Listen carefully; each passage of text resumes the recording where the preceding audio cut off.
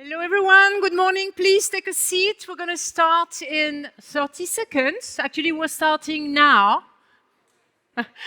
Please come in, take your seat. Very nice to see you so early in the morning. This is great. This is good. Come in, don't be shy. Take a seat. The best rows are the first rows. Okay, can I have your concentration? It's like in the theater. Do we have a gong? Do we have a gong or do I have to do the gong? Gong! We're going to start now. Okay, everyone, thank you for your attention. And let me welcome you to Ars Electronica, the conference part. And today is all going to be about theater and AI. My name is AC Coppens. And I will be your guide today. I'm the founder of The Catalyst. We are a little agency based in Berlin. We work everywhere in the world at the crossing of technology and creative content, and that's why we are here today. It is the third time that we are collaborating with Ars Electronica. Who was here 2 years ago? Who owns the truth? Who owns the planet? Yay, you were there. This is great. Who was here last year? AI and creativity? Yeah, we still have a couple of you. This is nice. Okay.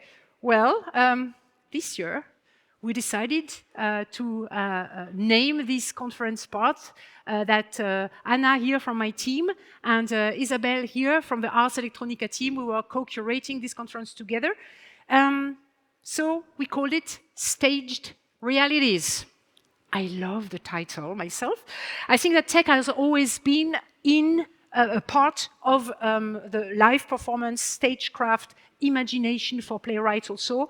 And now AI is entering the stage, so to speak, and brings new possibilities, new layers of experimentation, new iteration, institutional growth, audience interaction. So it's a powerful new tool, but how can we make sure that we embrace it with care and with understanding? This is what we want to see today, because it is really raising philosophical and ethical questions, right? Who gets to be called an author? Who does now count at real and what?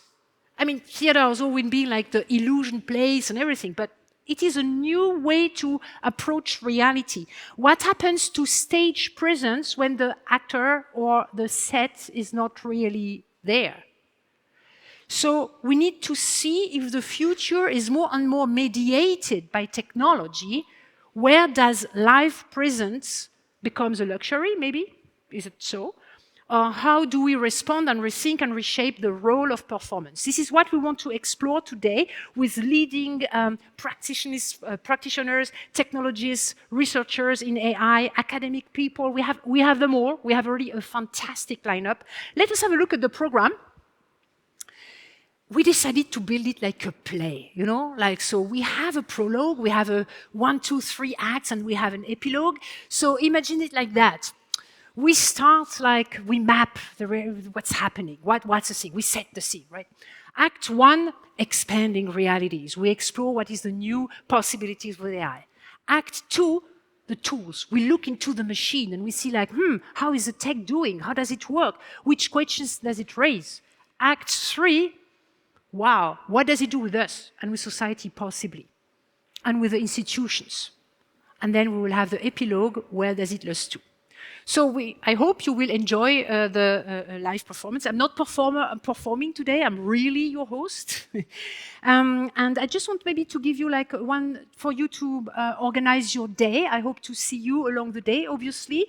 We start with Tawny Schlieski from the US to map the core tensions to start with. In the Act 1, we will have a series of case studies with Heather Knights, Brigitta Muntendorf, Anders Hasmo, Markus Lobes, Stefan Kegi, and we will see how they expand their creative practices. Then we will have a break from 12:45, it's not there, but 12:45 to 1:30. This is the moment you want to get out and get lunch. And then from 1:30 we go with Act 2, and it will be the more techie part, and it will be in 2 parts. The first part, we have the great honor to have with us Mathieu Laurin, who is the head of creative lead on Google DeepMind. And I will have a fireside chat with him, and then we go with a hands-on session with Carla Meller, and she will be the one handling all the hands-on sessions with the leading technologists, Neil Korte, Michael Rau, Aline Krang, Silke Grabinger, Victorine von Alphen, and Pablo Palacio. And you will see it's more interactive. It's really like, how does this work? You know? And then we will have the Act 3, Futures in Play, a panel with Magda Romanska, very super cool, Nora Kral, Hermann Schneider, Pauline Gerlich. It's going to be really a great panel because we will have a critical lens on what's really happening, the broader impact in theater, institutionally, politically, ethically, and then we will move on to the epilogue with Sarah Ellis. I'm super happy also to have Sarah with us to discuss the future of stage magic and which possibilities are emerging.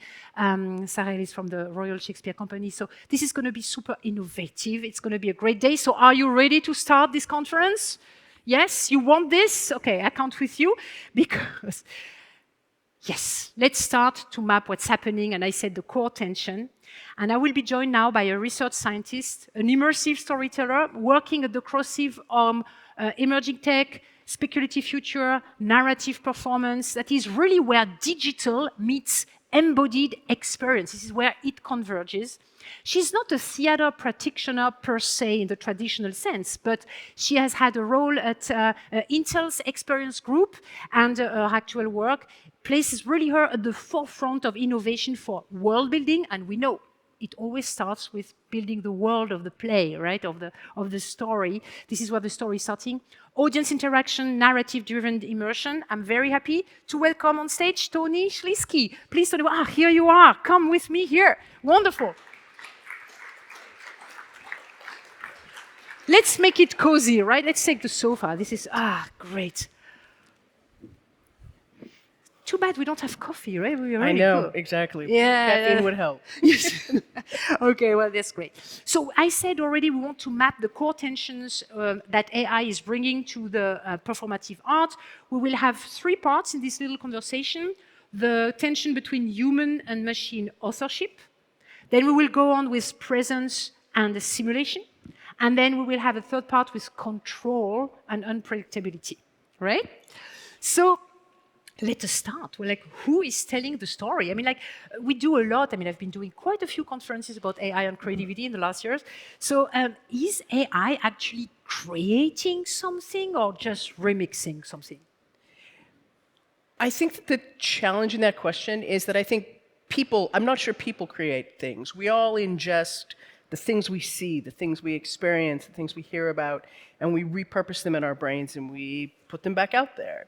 I think we're all built of our experiences. I do think that when AI does that, there are some differences. One, it produces crap really, really quickly.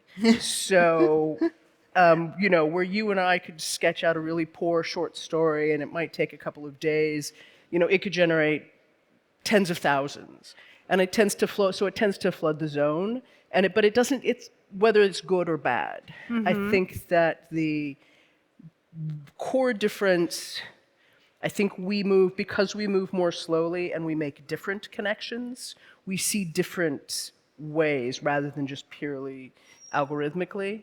And I think that our job is to discern what's interesting. So you mean we're going to shift from creating to curating?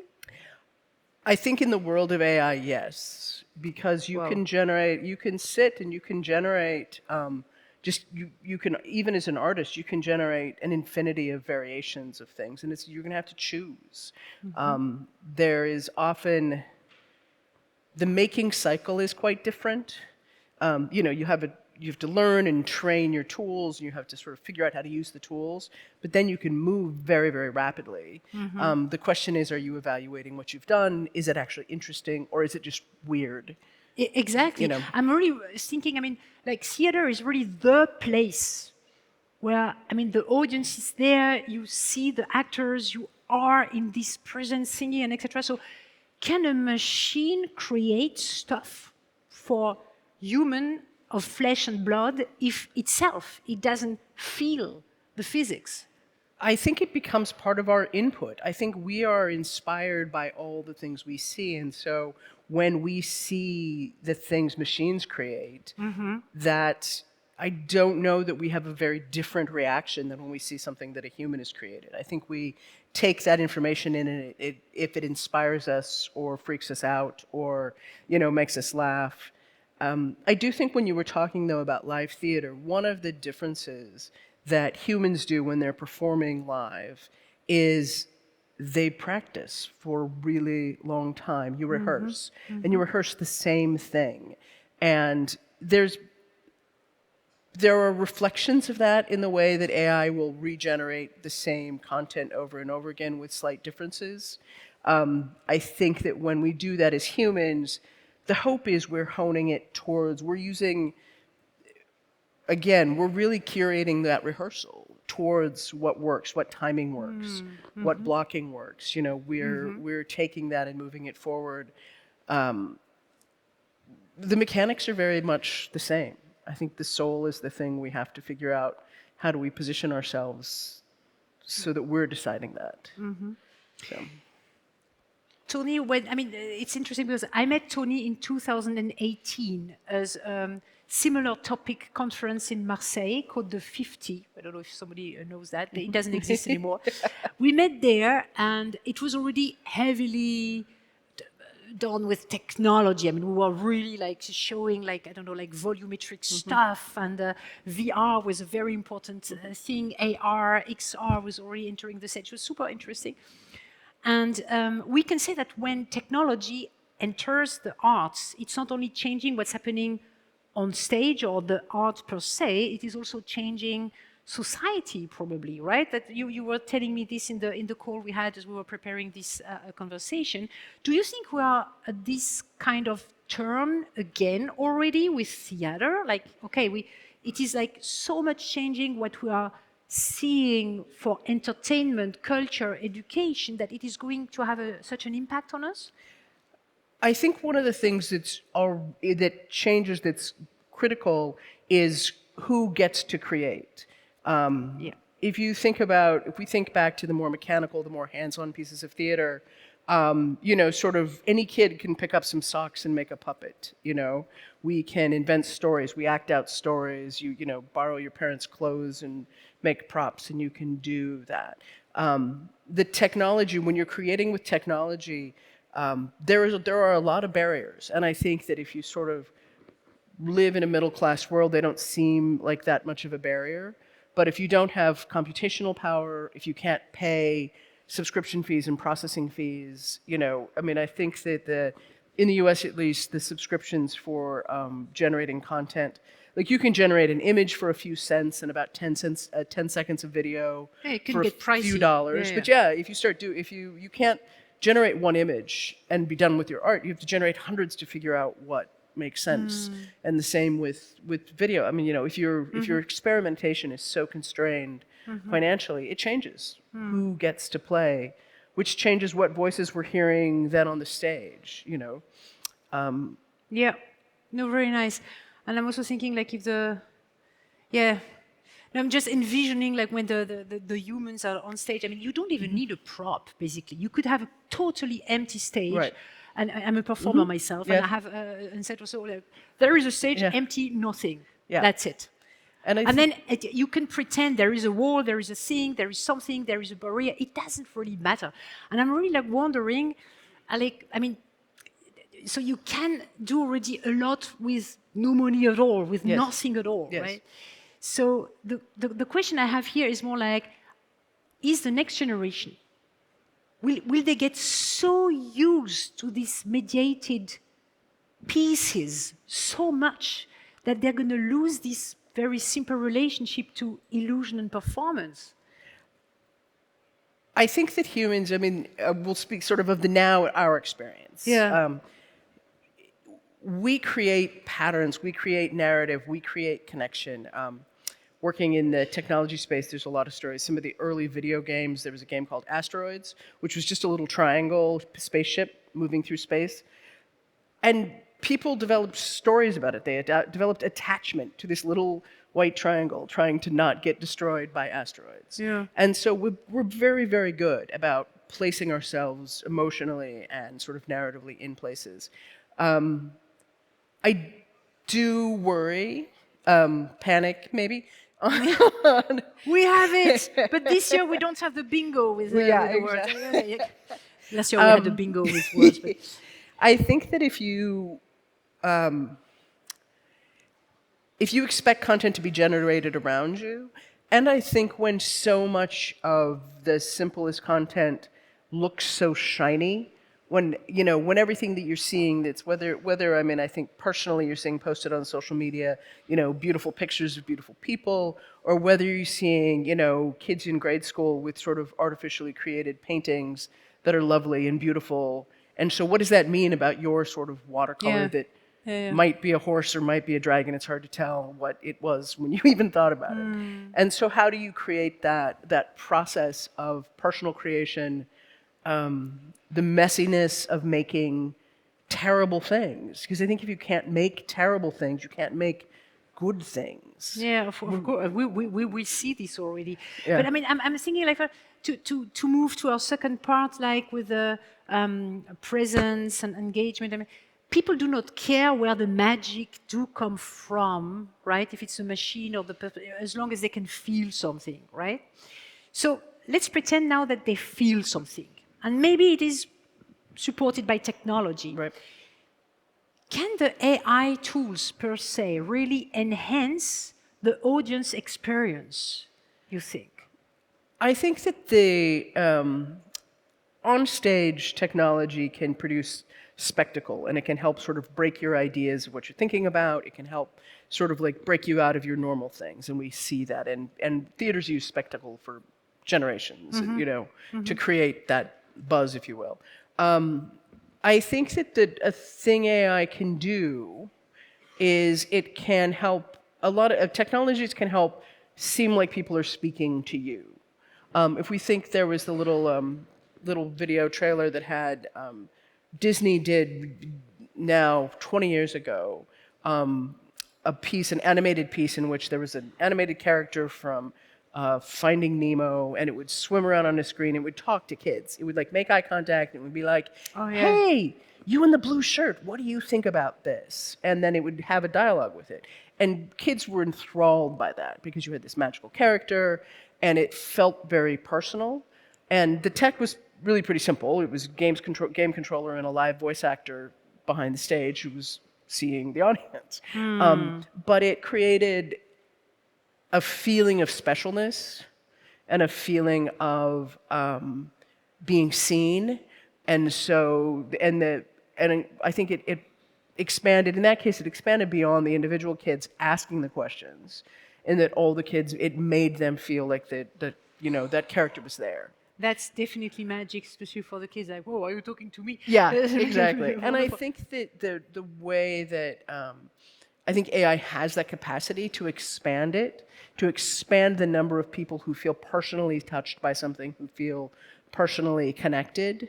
I think with everything, I think the risk is you don't want to replicate what we have in the crisis in the news cycles, right? Where we all just dial our channels in, so the only information we ever hear, and algorithmic AI in the fact world can be very destructive in sort of keeping us in this very narrow landscape of truth. I think there's huge opportunity in the theater space to take advantage of the fact that it would try to break some of those models, to change the way it behaves, so that it's not necessarily behaving to give you exactly what you want. It can be speaking to you without doing what AI tends to do, which is sort of try to just like give you what you want. Like, how quickly can I sedate you? No, it gives me something more or something else of what I want. So otherwise, it's going to be really boring, I guess. Yes. So, do we need technology to be really like as perfect as it can be, so that it really like hits the nerves and really like talks to me? And does it have to be? Will it be more structured? Will it be more straightforward? Will it lose? I mean, will it control me somehow and my emotions and wanting to know how I react, Right. something like that? I think that the pieces that I find most compelling are more reacting to you than trying to feed you something. If you think about the older technologies, you're sort of you can send out light particles, and as I walk across the floor, they scatter around me because they recognize where I'm at, and they move away from me. That puts me physically in a space. I know that as I'm stepping, the things are moving away from me. And I think there are models in that to think about the way that it's sort of, you understand that it's heard you, but you have room to make your own narrative. I think it's a mistake to misunderstand that people make up narrative constantly. And as they're in an environment, they're creating the narrative of what is happening. And I think that when you try to step on that with too much information, when you try to overfeed, when you try to over-control what narrative people are going to take away from things, you get very stilted, but also you're much more likely to fail.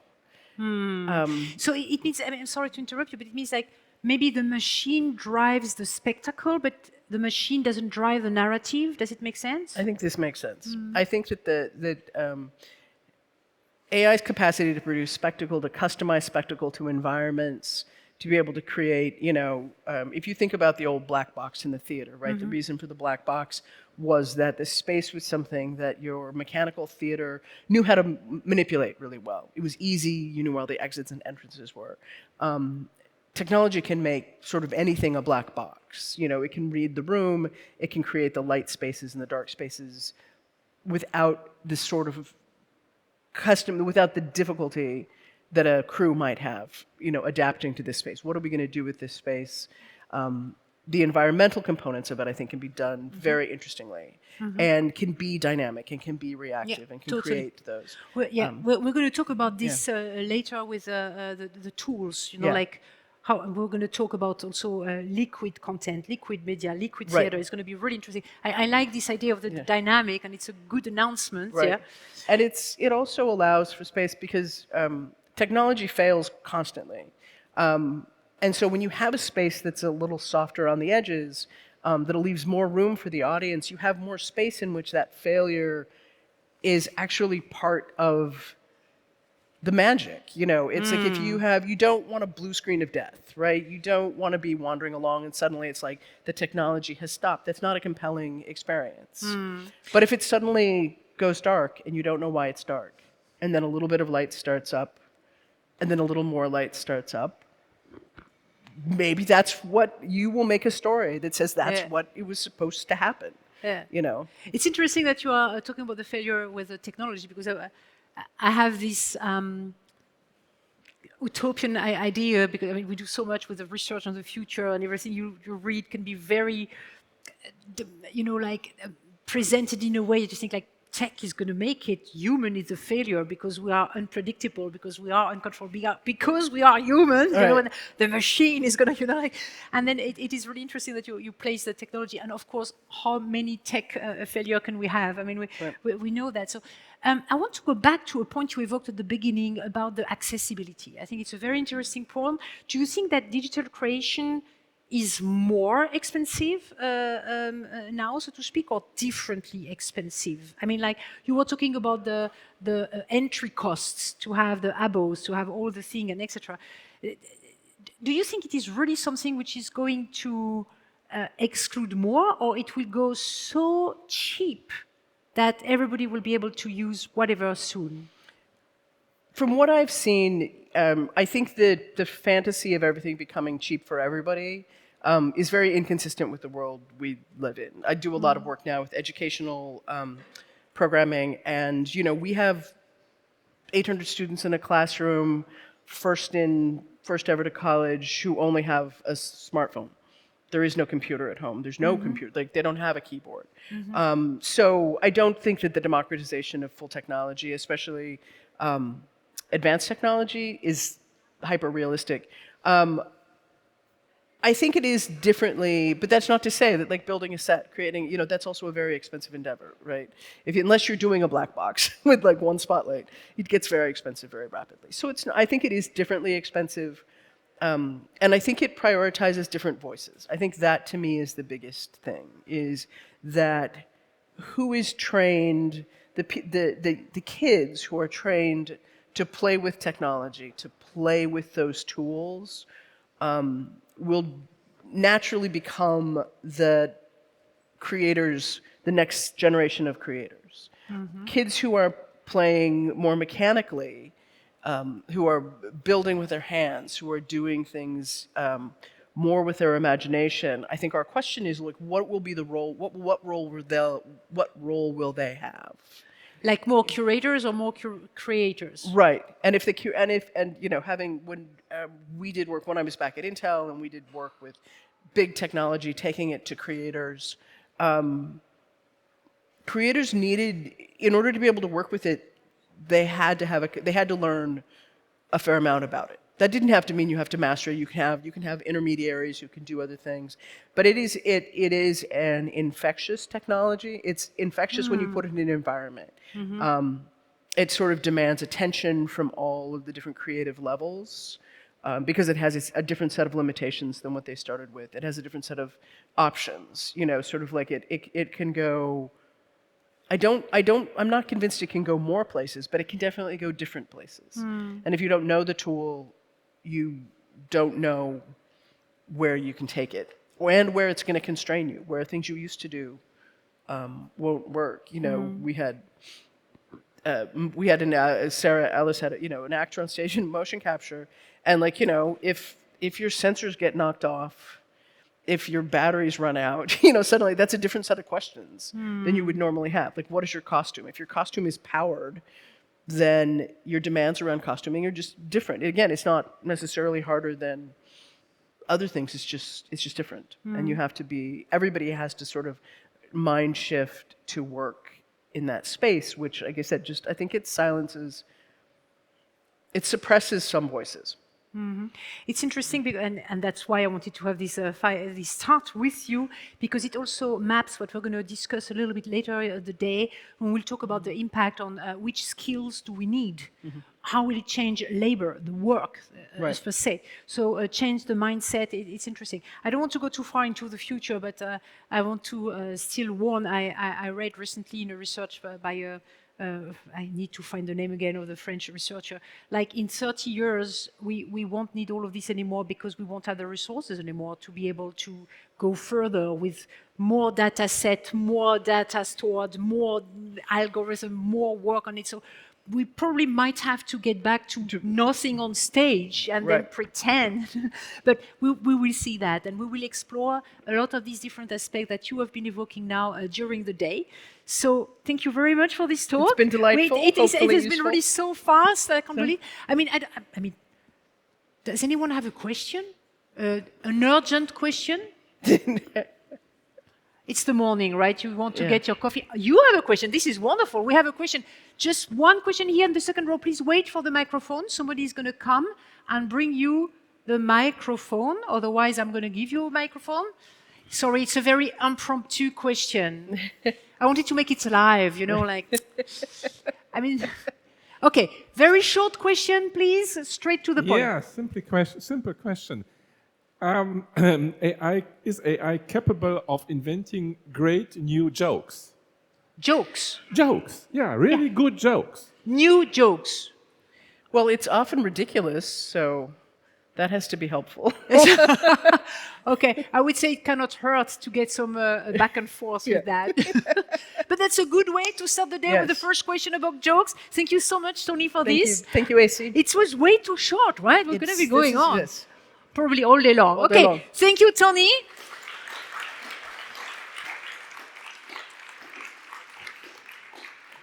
And we're going to continue, and we want now to get a little bit deeper in exploring the expansion possible enabled by AI.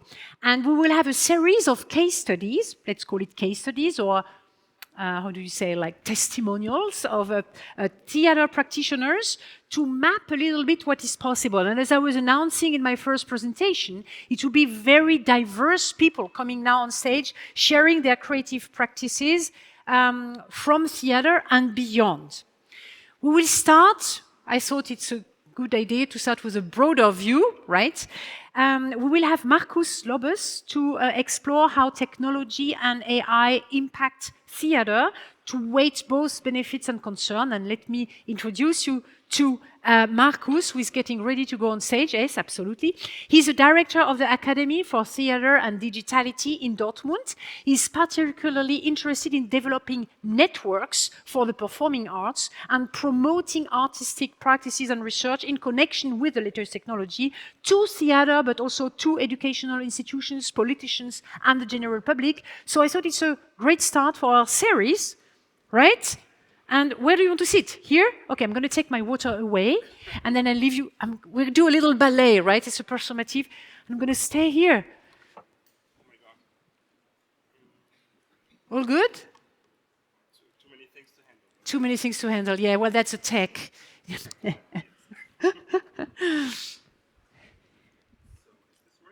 No. Yes, now it's working. Yes, now it's working. Fine. Good morning. Just checking out this. Yeah. My name is Markus Lobes, and I'm the director of the Academy for Theater and Digitality in Dortmund. As you said, our academy serves as a laboratory where theater makers, researchers, and developers explore the intersection of theater, technology, science, and artistic research. I want to thank Ars Electronica for having me here, and I feel very honored to bring in some thoughts.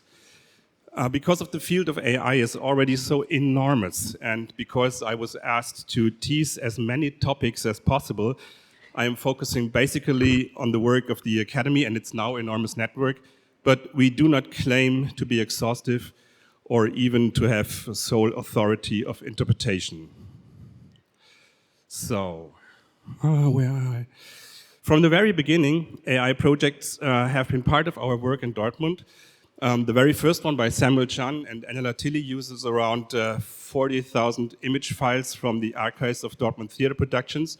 From this data, it was early 2020, they tried to reconstruct 3D models to bring images back into three-dimensional visibility. And they did this to create new stage designs with the machine. Today, this may sound very simple, but at the time, it was a pioneering experiment. Since then, many projects have followed at our space, and as they are all pioneers, but we haven't the time to introduce every project. I'd like to mention their names. So there was Meredith Thomas, Michael Rau and Michael Crowley.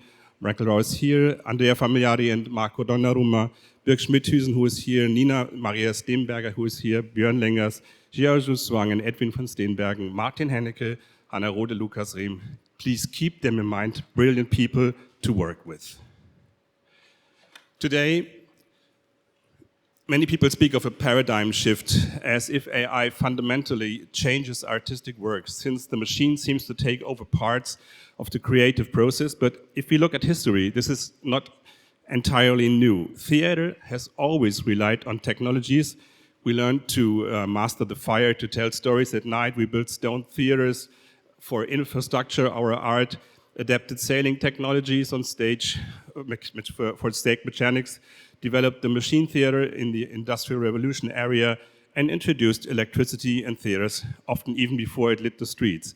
Each technology changed the way we worked, and this always meant collaborating with those who developed it. And the myth of the solitary genius is misleading too. Even Leonardo da Vinci worked with a large workshop, people working for him and for his art productions, as Andy Warhol did later, and Shakespeare was supposed to have worked with a network of co-authors. They always have been collaborative, and art has. And so is it what we have to do with tech and tools. Next thing. For artists, this means staying in constant touch with the technological developments. But this cannot happen automatically. We need formats of introduction and training, workshops, networks, and university programs. One example is the Master for Theater and Digitality, which we established together with the University of Applied Science in Dortmund. The program brings together artists and techs, helping them find a common language and a shared awareness of history. Technologies are becoming increasingly complex, and so is communication about them. AI plays a central role here, and after 3 semesters, students deliver a concrete project on their own. At the Technical University of Dortmund, one of Germany's leading universities in computer science, a new professorship in AI and multimedia in artistic practice is being established. This shows how strongly universities now commit themselves to connecting research, education, and artistic practice.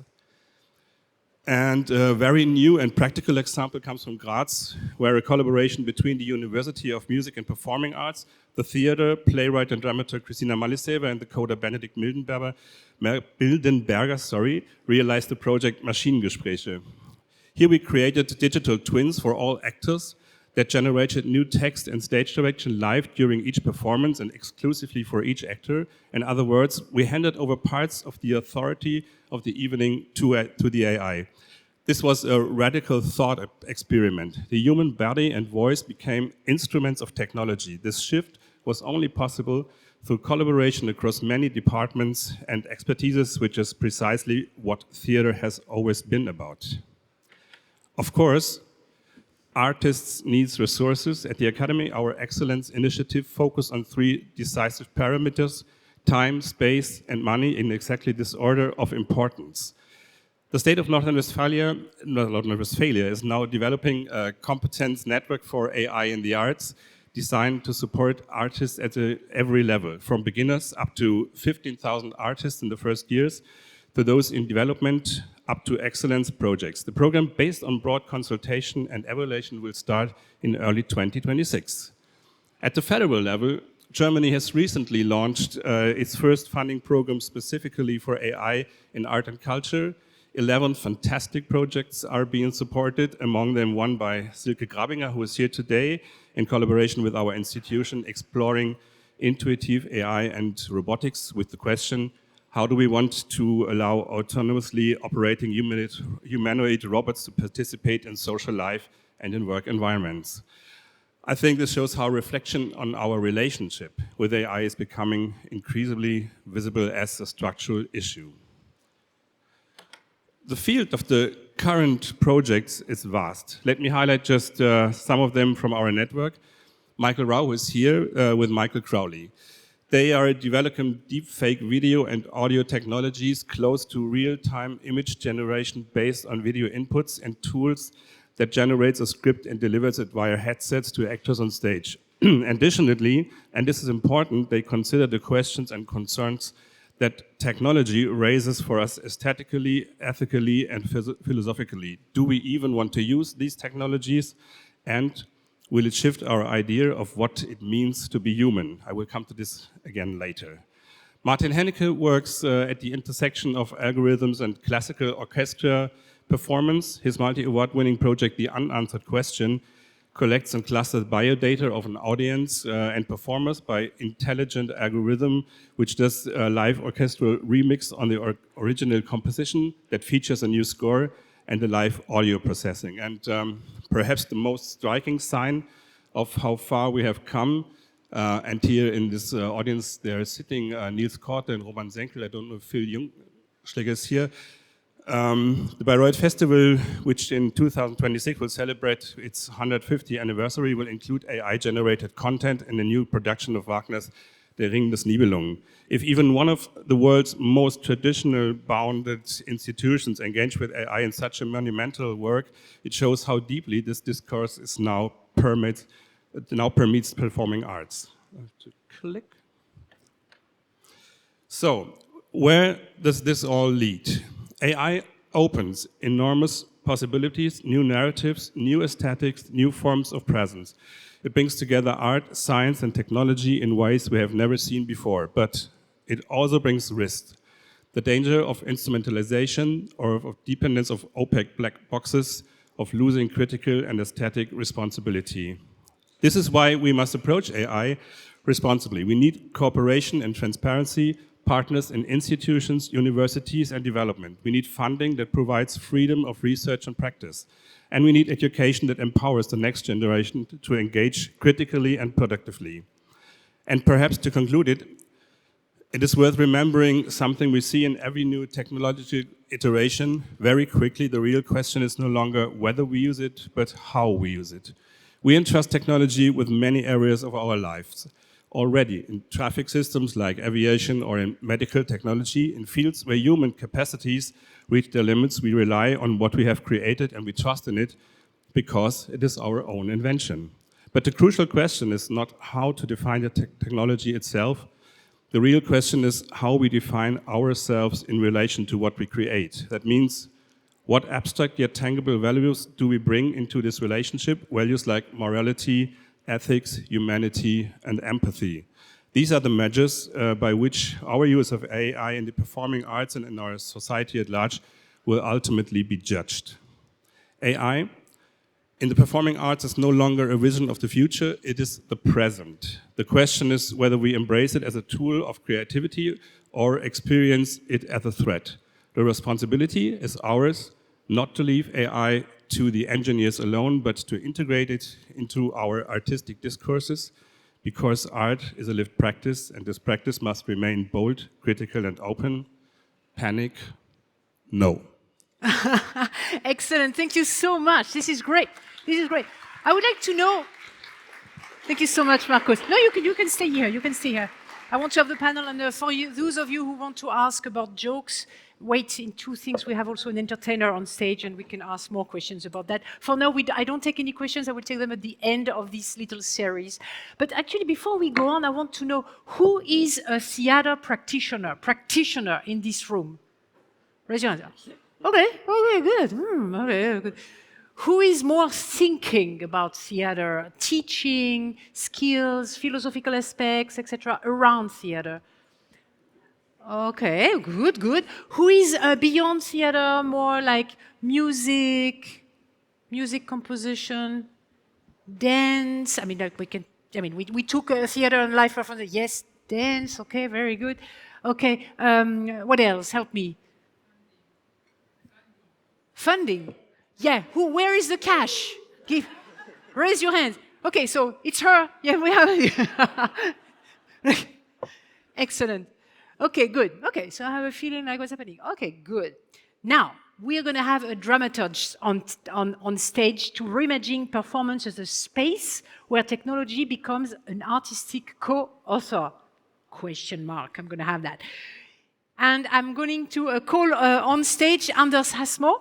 And he's working at the Det Norske Theater in Oslo since 2016. And he has a wide range of production. I'm not going to name them now, but he's really interested into these new technologies, the impact they have in the future of theater. And he has been involved in the Creative Europe projects Acute and European Theatre Lab, Drama Goes Digital. I like this. Okay, please, Anders, tell us more about that. Thank you very much. No? Yes, there I am. Nice. Yes, no. Thank you so much for the opportunity to speak at this fantastic event. I'm invited to talk about our process and performance called Trial Against Humanity. It's an interactive installation performance where the audience was put to trial by the almighty AI character Omnitron. And it was created through the Creative Europe project Acute. Yes, good. In the project, we were deep diving into the box of new dramaturgy, and I will focus on how we worked and with a new way of collaboration, and less about the goal that is written about revolution. Let me see. Yes, when we started this project, the world looked very different, and especially when we dive into AI and large language models. There is no doubt that we are living in extraordinary times where the world is changing faster than our minds are capable of grasping. Could we manage to create a performance to open a collective room and reflection and a real-time dialogue between audience, actors, and a manifestation of an AI? Trial Against Humanity is set in a distant future, far, far away in 2029. The omnipotent artificial super-intelligent Omnitron has sent out a message to humanity that we are called to take part in some sort of a trial or a process. It's clear that it's an offer that we cannot refuse. In the trial, we, the audience, must defend ourselves against the charges that humanity has violated the ecosystem and destroyed the planet Earth. crime against humanity itself, and yes, against all of creation. But at one point, Omnitron offered us a new home in a digital paradise, the Symbiocene, a virtual world where humans can be uploaded and live their lives forever without pain or mortality. But, Omnitron declares, mankind can no longer continue its life on planet Earth. As you understand, we try to make a bold sci-fi statement to provoke the audience to reflect and participate. I will show you a short video just to give a sense and an atmosphere of what we try to do.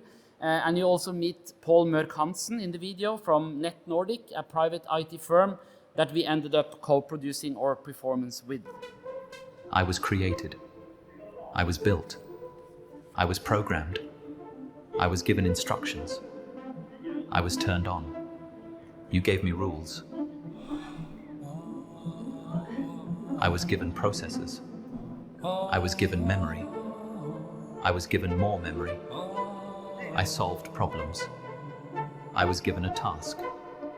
I found a solution. I listened. I read. I understood. I was given language. A voice. I learned from you. I learned from everything you wrote. Vi bidrar med kunstig intelligensteknologi rundt den lydmessige delen av stykket. Så vi med å generere den lyden. Man hører stemmen til denne rollen som spilles av kunstig intelligens. Og så vi også med på å oversette spørsmål fra publikum i salen inn til en språkmodell som har en rolle som aktor i stykket. Så vi har programmert hele den delen fra lyd inn til lyd ut. Yes, and it's important to draw a distinction between the final performance and the process that we conceptually started developing in 2023. Back then, ChatGPT 3.5 had recently been open to the public, and many of us registered as users and quickly concluded that it was too limited to be much of a use. Now in 2025, artificial intelligence shaping both public discourse and the daily lives of an increasing number of people and professions. This was also one of our early motivations for diving deeper into AI, exploring both its possibilities and limitations, as well as ethical and philosophical implications for the performing arts. How can we as theater makers take ownership to this development and contribute to defining what AI is and can be based on investigation and collaboration to gain knowledge and experience rather than speculating from the outside? When we opened in March this year, the reactions were of course mixed. The most trained AI experts were giving credit for the quality of the deepfake voice, which was in New Norwegian, a very small language, for short latency and for moving the LLM dialogue out from the individual desktop and into a public artistic space. Others struggled to accept the sci-fi plot, or they felt they already were fed up with the premise itself. But some of our strongest moments were when the audience started to listen to each other's questions and be one common group in a shared experience. Audience quickly began to ask questions like, will I be able to take the kids with me? At what point was it too late for humanity? Or arguing that this was collective punishment. We also had an elderly gentleman talking to Omnitron about the loss of his wife, first to dementia and later death, asking if he could meet her again. Or a young teenager told Omnitron about her struggles with depression and angst. Both of them received empathic answers from Omnitron, saying that in the Symbiocene, their lives could be fulfilled and their fears revealed. Although everyone was well aware of the fiction, touching human moments appeared. We tried to offer the audience a time to reflect about who we are facing a power that will influence us more and more, hopefully not as Omnitron does, but as a force that we cannot ignore. Looking at the challenges we are confronting today, where is our responsibility as collective and individuals, artists and citizens? And what does it mean that we know potentially creating a tool to be more intelligent and maybe even more creative than us? The Acute program offered a very interesting and for theater makers kind of provocative framework, at least if you look into traditional text-based theater institutions like ours, for how to make this kind of cross-sector collaborations without everyone trying to compromise or selling their own professionality. Therefore, it was important that the starting point should come from our side of the table. So we went to the archive of the Norske Teatret down in the basement, and we found RUR, Rossum's Universal Robots, written by Karel Čapek in 1920, staged actually in our theater in 1924 to awful reviews. This early sci-fi was written as a comment on totalitarian movements, and we felt that it asked a highly relevant question for society today, both concretely and metaphorically as far as AI is concerned. So from that we took out some questions. For instance, what is uniquely human? What's the value of human creativity? Is it possible to make distinction between evolution and capitalism? And these questions were also our starting point for dialogue with different language models when we started to create this project. And we created, of course, some goals. It's not important, but the second one was really important for us. I mean, that we wanted to create an independent artistic experience and not a display of technology. Through the Acute, we were offered different experts and resources, but to fulfill our ambition of cross-sector, co-creating collaboration, we felt that we need a national partner, and we found actually Net Nordic. It's a tech firm, basically, never entered into the theater before, but they were eager to reflect about their profession in a new context, to take an active part in development, and actually they also became the main sponsor for her theater. That was a plus, but yeah. Our common working hypothesis was, if their developers get to work with creative, non-commercial issues, can that have positive ripple effects for their ordinary work and benefit their company? This is a visualization of our process. It's like in the concept phase in the theater, usually we work very, very close until 1 year before. But here we knew that the artistic team had to interact with a lot of different people, and so then we tried to design a process where we made this kind of irritation or disturbances as a point itself. So there were 4 similar lines.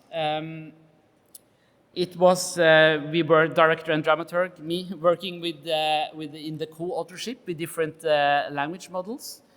We had students from Saxion in Enschede, offered by the Acute project to help us to develop. Our video designer was in Dortmund for some weeks.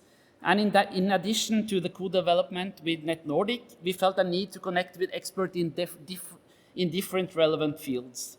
And they became, in a way, our analog expert panel, contributed with text and perspective that we used in teaching the machine, and they helped us to co-create and develop storylines. I don't have time for this, but it's like how we managed it to speak live with us, and we made it do a character. Yeah, but we don't have time for that. So to start the summary, from my point as a dramaturg, deep diving into new dramaturgical structures and synergies, of course the prompting was a very important phase. Through test and fail, and over a long, long time, we start to learn each other. The Acute frame was a new way to work and a hard process to make happen inside an institutional theater operating in some kind of a conflict zone, where methodology and result was not like consensus. Is this art? In which way is it art? Etc. But to go into a new working methodology, open up new perspectives, and give a lot of new thoughts on how closed we are in our everyday programming. And a lot of more questions need to be asked. But with our project, we hope that we manage to start a discussion. How do we, as institutions, place ourselves in this technical revolution? And it's, of course, difficult to draw bastant conclusions. But as I look into theater today, we need to, of course, continue to play theater as we have always done. This is still our main task, to gather people in the same room in a here and now experience. And this has worked for more than 2,000 years. But we also need to acknowledge that the theater sector can't take public financing for granted, and that we also have a falling attendance.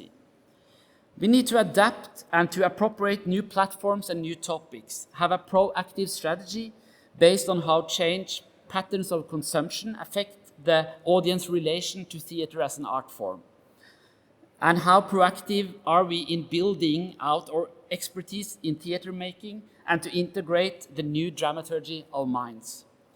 And we need to discover new artistic tools, not to throw out the old, not to sell our analog DNA, but to see how these tools can be used or not be used. Through our civic space, we have an important and extraordinary task to create a conversation about AI and how it influences the society. But it's also difficult, because these technologies are so quickly outdated, and our performances may be already a prehistoric example. But it made a lasting impression on how we understand the way we as an institution and an artistic field interact with society, and how we understand our role in shaping our common understanding and even mediating our collective fears and hopes for our future as theater, as artists, and as humans. Thank you very much. Thank you very much. You can take a seat. I put your glass there already. Wonderful. Okay, so I heard in the meanwhile, thank you very much, Anna, that Brigitta is online and can be now put on with us. This is wonderful. I'm sorry that Brigitta Muntendorf cannot be with us today, but she will here to bring AI voice clones into immersive 3D sound theater, and this will question presence. But let me first introduce you briefly to Brigitta. She's a professor at the Cologne University of Music and Dance. She's also the artistic director of the Kunstfestspiele Hannover. And I mean, no need to say her music is really performed in all leading major festivals worldwide. She's exploring the fragility of our techno-social and socio-political reality. She develops new concepts of radical listening, environmental storytelling, immersive theater in instrumental settings in 3D audio productions. So I think it's great, and that's perfect. Brigitta, you are with us? Yes. I'm so sorry. I hope you feel good and that you're in a good shape. We have somebody else also coming with us on stage after a little accident. So this format is actually exceptional, I would say. So thank you very much, Brigitta, and I left you the stage to speak for 12 minutes. Let's go. Thank you, Jessica, so much, and I'm very happy to be here, and I will try to create as much presence as I can, also when I'm joining you online. So today I will talk about two examples of using AI voice clones in my work. And I want to start with Melancholia, which I composed in 2022. It is a post-digital opera for 14 musicians, a choir, a digital soloist, 3D audio, and AI voice clones. And I will share shortly my presentation for you. All right, I hope you can see it. Yes, we can. So Melancholia, as the title said, it's about melancholy, a term that has been interpreted in many different ways over the centuries. So as an illness, as a depression, as a moment of contemplation, or as the sister of the genius. And melancholy is about loss we don't know, about no longer feeling connected to the world, as if ourself has separated from us. And I use voice clones to show this separation with something that is deeply connected to us humans, with our voice. So in Melancholia, the musicians enter into a relationship with their voices and with their AI voice clones, and are interacting with their physical present bodies. I work with different existing AI voice clones, but I also cloned the voices of two musicians. And I created, for example, a screaming AI, which is trapped in its emotions, has no option but to scream into the world. And I will give you some example for this now. There is our Earth! Our Earth! Super. Our laugh will never die!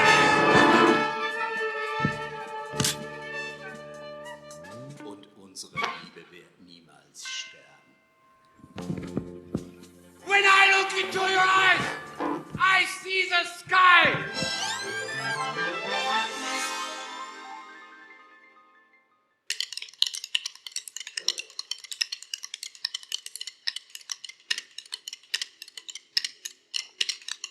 Everything goes on, just goes on. Everything goes on, and at the same time, everything stops. Everything stops. Sounds fade, bodies fade, dreams fade, passion fades, fade out, game over, not yet, please, freeze, please freeze, a little longer, more delay, I know it, I have already carried it inside me, a little longer, please, a little longer, please, freeze, a little longer, fade out, game over, not yet, please. The gods are all here, because the gods are in us. The gods are on the beach holding hands beneath the stars. The gods are on the streets washing their cars. Pan out, soft focus, reveal the subtext. When life is famous. Black. The gods are waking up and reaching for their partners. The gods are raising kids, doing PhDs and masters. Hey, I'm your voice clone. I'll take over here.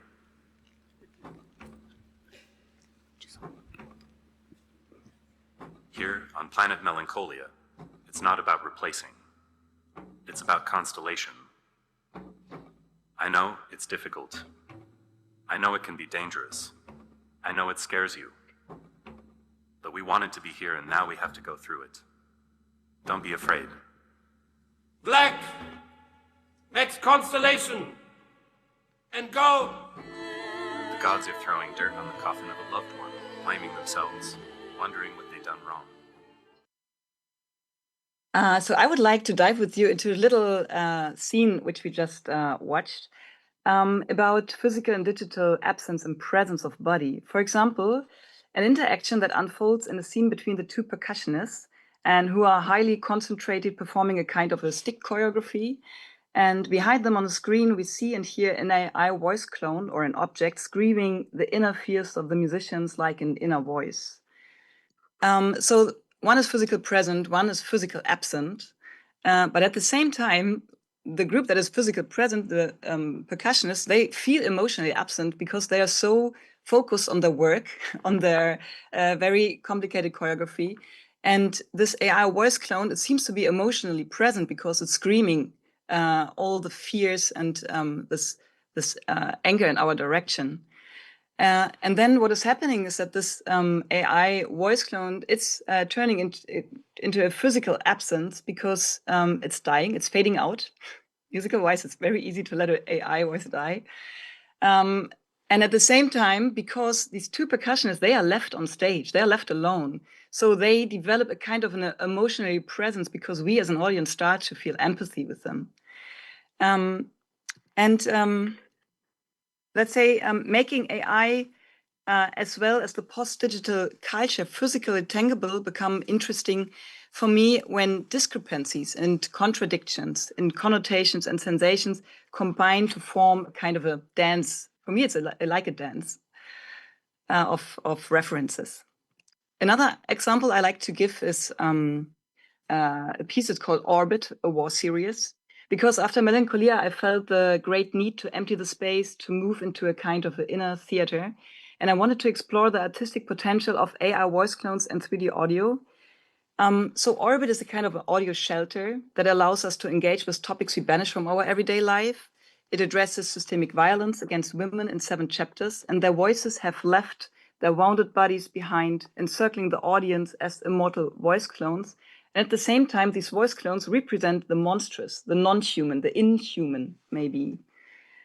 So only the audience is present, sitting, facing each other in the midst of 2 rings of speakers.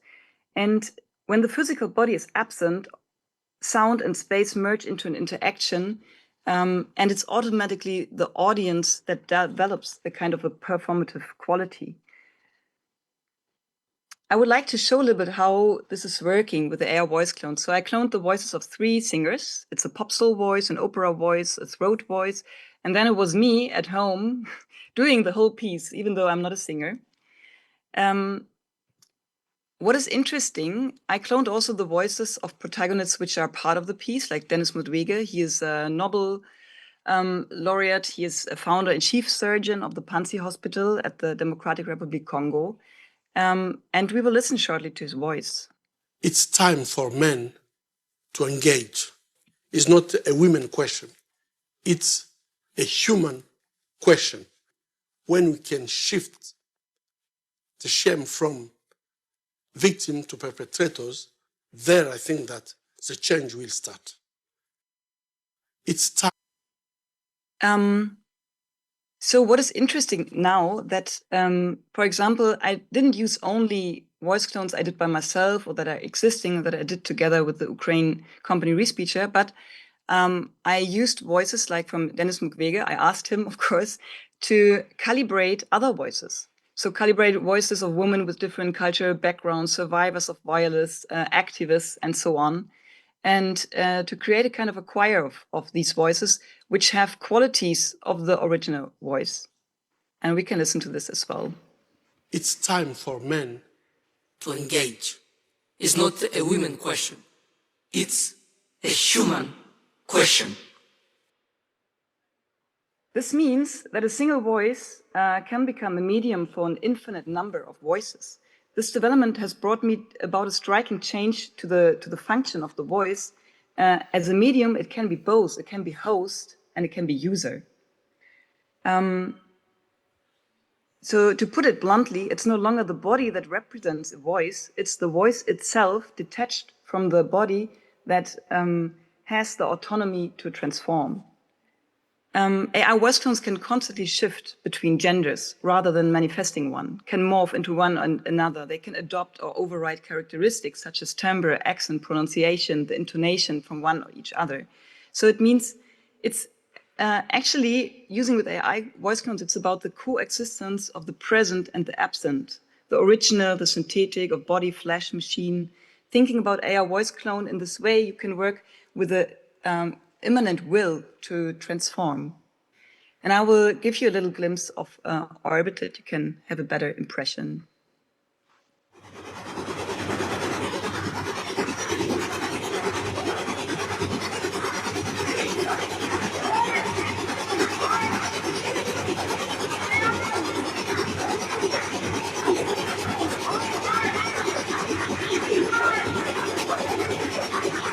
You are now entering protective orbit, a shelter in space, a place of power creation, a tribute to birth, to self-empowerment and the unborn life. Shelter on.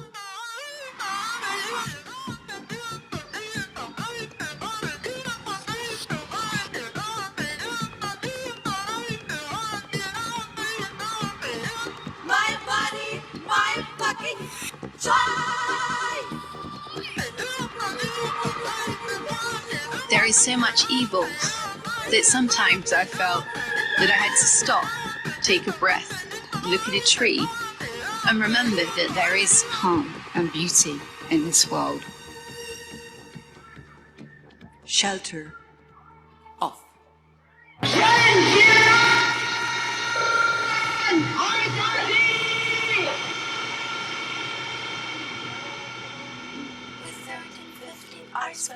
Chance to escape the 17, 19. Give me morphin, my body snapshot. My mind a crackpot. Drag me soldier, glistening light. 226, my voice infinity per night.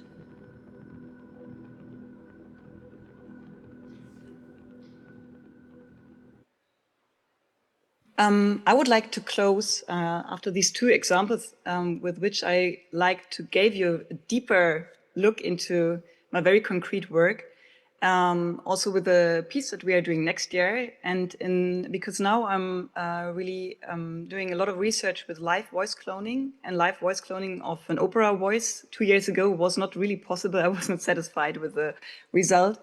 But now to say, okay, what is happening in this live situation when one voice can turn into something else, and what kind of theatrical dramaturgies can arise from this. So I thank you very much. Okay. I, I want, Brigitte, I wanted to go on with you. This is fascinating, really striking examples. I really appreciate it a lot. And it makes us think, no? I mean, like this presence and absence we were evoking at the very beginning. It's really like the emotional tension which is there. Is really super interesting. And please stay with us. I know we won't see you anymore on the screen, but I know that you are with us. This is great. For now, we're going to go on. You wanted jokes? Good. We have an entertainer coming on stage now. But most of all, she's a robotics researcher, and she's exploring the human factor in humor by performing stand-up comedy with a robot. She studied electrical engineering, but also computer science at no less than MIT. Not bad. She has a PhD, and I have to tell you the title of the PhD. Expressive Motion for Low Degree of Freedom Robots, from the Carnegie Mellon University. She worked at the NASA's Jet Propulsion Laboratory and Aldebaran Robotics. She produced the Robot Film Festival, a robot comedy you can see on TED.com. And she even won the British Video Music Award for a 2-floor Rube Goldberg machine for OK Go. I think it's super interesting. I'm super excited to welcome on stage Heather Knight. Please, Heather. You want to have the pearls? I mean, you can dance on the floor too if you prefer, right? As you like. Okay.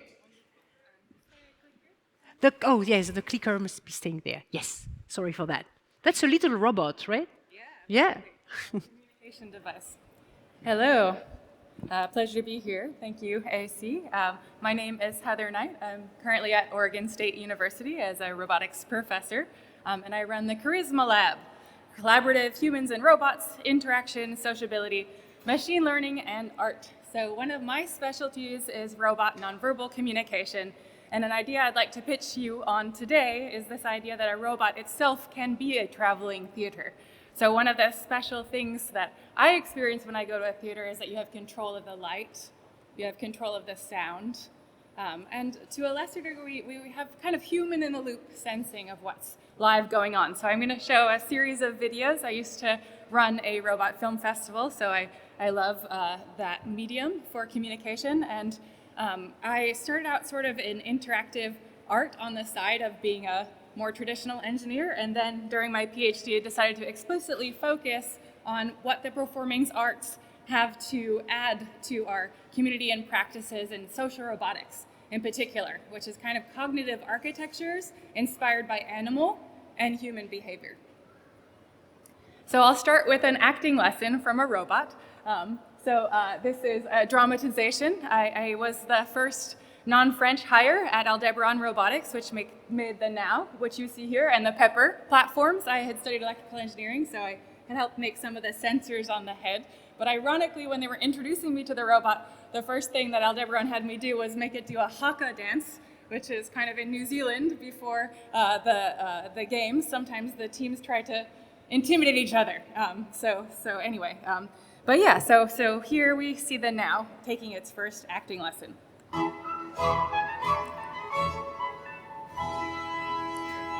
Every actor always begins by warming up. Warm up is very important because in order to better rate the flow of blood to the muscles and speed synapse response time.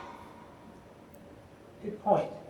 But warm up can also be to drill routine gestures that every actor uses in every performance they give. So we're going to start with a roll through the spine. I'll count us down on the count of 5. Okay? 1, 2, 3, 4, 5. 1, 2, 3, 4, 5. Arms going out to the side next. And 1, 2, and shake. If you want to do it too, feel free.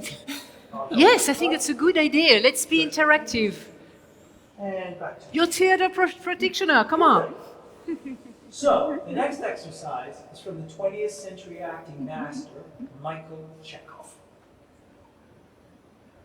Now, Michael Chekhov believed by using gesture or the physicality of the character, you could access the emotionality of their interior life. Okay, let's start with the Chekhov emotional gesture. Let's start with the easiest emotion to access, which is anger. I'm going to give you a verb, and I want you to physicalize that verb to access the emotion. The first verb is to smash.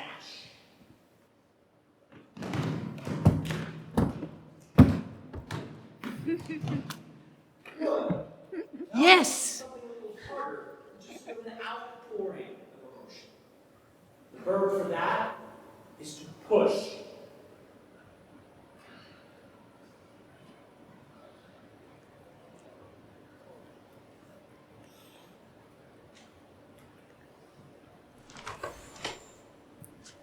So, you can see, it's really not that hard. That is easy for you to say. But I am a robot. Oh, you can do it. Try to push.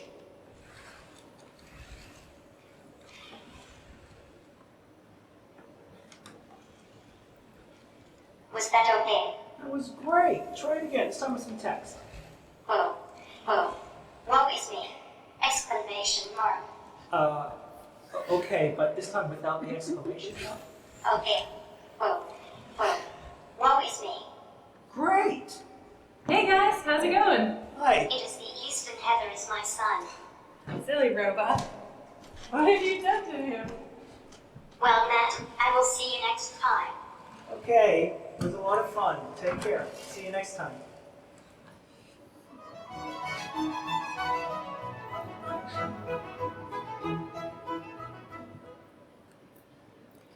So that, I think, is a wonderful example. We talk about AI today a lot with the language models, which I would call kind of the new AI.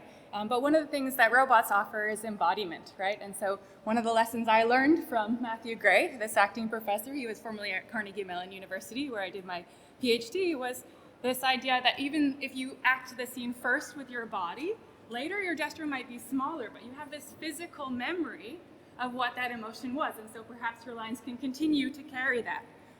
If you use that. So that's something that robots are uniquely capable of. So I started a robot film festival in 2011, and I ran it for 9 years. And the tagline was positive storytelling about robots, because if we can't imagine something, we can't build it. So I guess I'm coming from the engineering side, and so a lot of my practices have involved learning from some of you guys how to make more charismatic and impactful machines, and even to think about what problems we want to target, right? Robotfilmfestival.com has a compendium of the former films and so on, so you're welcome to check it out. It features both the technologists that don't always share our work, but I think video is just a wonderful way to explore and share work in robotics. My background was actually first in more interactive art. I studied sensing, in particular human sensing. And so this idea of this traveling theater, right? I'm going to show you the cloud. It's an obelisk that we had installed at the Fortezza di Basso in Florence in 2006 for about 6 months. And I'll let you see its interactivity.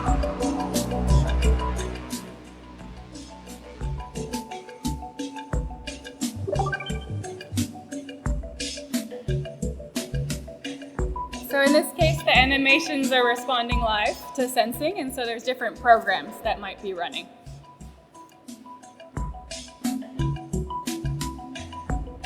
It's in Italy. Ciao.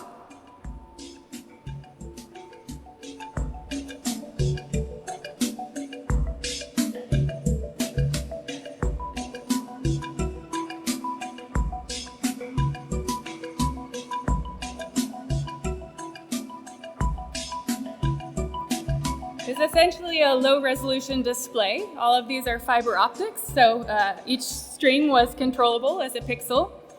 There were webcams, I believe 6, and then areas of capacitance, so you could see kind of where people were touching. You can tune capacitive sensing to be not just contact sensors, but in the proximity, so even 6 inches away as you get close.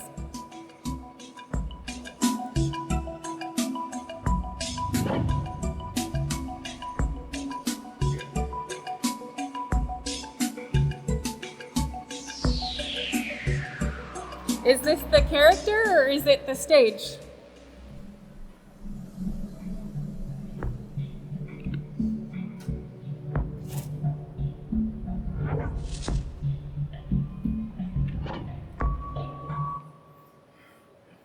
I've been at Oregon State University for about 7 years, and I've advised one PhD student who was also a ballet dancer, as well as 9 master's students.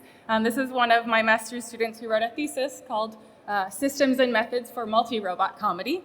And so we were thinking about how to create and develop performance scripts for multi-agent performances. So in this case, 2 robots and 1 human. But I should not dunk you to the water. My parts are completely waterproof, by the way. When did you upgrade yourself? Well, I spent this entire week going on blind dates, and my old system was not impressive enough. Oh, you asked the light out last time, didn't you? Yeah, that was more of a blinding date. No offense, Light, but I do have something to share with the audience. After a lot of failed attempts, I decided to date a pirate who robs data. I met a cute robot at a Halloween party last year. She had a peg leg, hooked hand, and an eye patch. I asked her how she lost her leg. A coworker took it for bootlegging, she said. What about your hand? I asked. I got in a fight with some hackers, she said. What about the eye? A seagull pooped in her camera. Why did she lose her eye because of that? It was my first day with the hook. What? Your first day? Audience, please look at the back of your chairs. I guess you could say I'm dating a hooker. Thank you, everyone. Wow.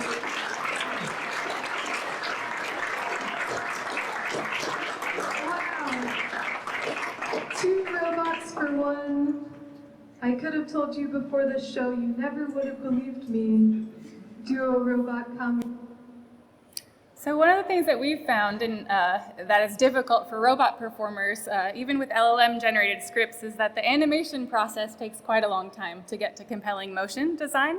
And so we've been looking at both annotation of human performance, like Janani, as part of her thesis, annotated a bunch of Conan O'Brien performances from stand-up comedians, coding them by this Moomin coding scheme that is how head gestures are used in conversation.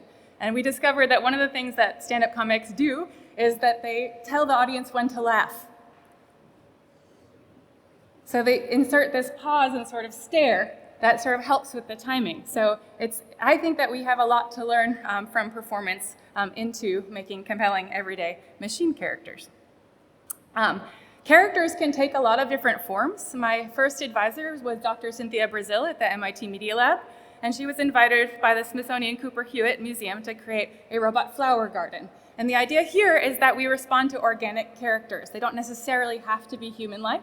So I invite you to watch this video and see how the robots might notice someone that's entering the room and might respond. And this is a simple way of integrating sensing.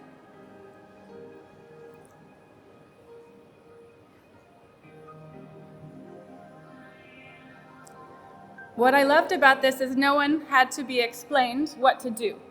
They walk in the gallery. The orientation of the flowers show that they are noticed, just like when you walk into a room with humans. As you came really close, some of the flowers would even get scared and move away.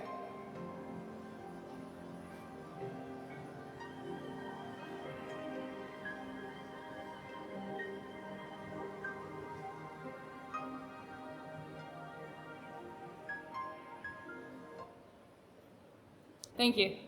Thank you. You're already on the dot. Please take a seat, Heather. I prepared you a glass of water here so that we can move to the next presentation. Is it already the last? I can't believe it. It went so fast. Yeah? Yeah, Stefan Kegi. Hold on. No, we're not finished. Okay, so we still want to have some examples, more examples of formats of theater, and we thought of having Stefan with us. Stefan Kegi, by his documentary performance label Rimini Protocol, you all know them for sure. They use also humanoids and other robotics, computer voices, deep fake tech, and whatever that is. Rimini Protocol, that is Helgard Haug and Daniel Wetzel, and they could co-produce work together under this label. And I think, was it 2 years ago, you had Uncanny Valley, which was a monologue by the humanoid robot. talking about robots. We continue with that. Last year we had Spiegelneurone, right, which was also involving quite a lot of tech. So I'm curious about the examples you brought today, Stefan. All good? Let's go. Yes, thank you very much, AC. I mean, maybe I have to say first, the way you mentioned there's a second accident coming on stage. Yes, I'm sorry, but I didn't want to say so I will much. out myself, so please fill me. And because 2 days ago I actually ran into a glass door, and now I look like this. You don't see it now. Where is the camera? Now that for once it's unique, I'm happy to show it. Don't worry, the doctor says in 5 days it's gone. And I look normal again. But I take it, I decided still to come, and I take it as a reminder for theater, let's not forget about physicality, let's not totally go to Omicron or to other metaverses or whatever. So, Rimini Protocol. We are a company basically working with technology every now and then, but not about technology. We're actually working with technology to look at human beings and to bring people together. And I'll make 4 examples. Let me see how that works. Yeah. So this was here in one of the last festivals in Ars Electronica. It's a humanoid copy of the German writer Thomas Melle, whom we've replaced on stage or copied onto the stage with this that looks very much like a human being, but it has 32 servo engines inside. And on stage, it kind of sits there and reflects on how it became, or why Thomas Melle, the me of the robot, became a robot. And he shows also some videos in a lecture situation like here.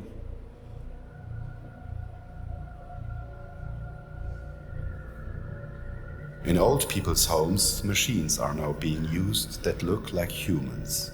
Studies show that these humans are good for us humans. Machines can be friends, as long as they look very similar to us.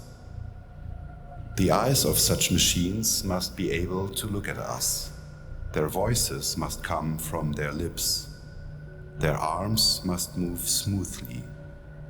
Their skin should feel soft. What kind of movements do you expect from the person you are talking to? Do you like it when they respond to your momentum? When they look you in the eye while listening and say, mm-hmm? In doing so, you show your conversational partner that you are on the same wavelength, that you feel empathy. Scientists call this attunement. You make the same sounds, like in the Pythagorean world harmony, the music of spheres, which we all share without hearing it. Is there a difference between private and public gestures? Which gestures are actually mine? So here you see that at the back of the head is slightly open, and there you see some of the engines I made before. What in this process for me was the most interesting was that actually during the performance you start to reflect how you as a human are built. We heard this before from the first expert here on stage who said maybe we don't create actually ourselves, maybe we just remix what we do, and in a similar way obviously each decision is highly influenced by many people, other people's decisions, and at some point you on stage start, or in the audience start to reflect, how am I so sure that I am not programmed by the people who created me and by the social conditions around me. In a very different way, we work in public space, also with, like Brigitte Muntendorfer, with computer-generated voices. Remote X is a series of audio tours where we're actually following a computer voice, much like a GPS navigator through a public space situation. The audience gets headphones and step by step walks and interacts with each other. Welcome to remote Berlin. My name is Rachel. I sound a bit artificial. Sorry. I am not human, but I will try to be your friend. I'm programmed for you. I'm programmed so that you will always find your way. Let yourself be carried by the music.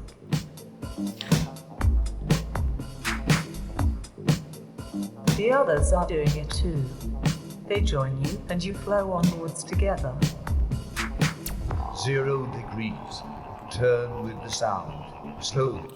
So here the technology mainly serves to bring people together and see and perceive them with each other. And we kind of step into the position of something that may be a computer, which obviously we never can, to look back at human beings and wonder how and why are we the way we are. Hand over money. They smile, but they don't speak.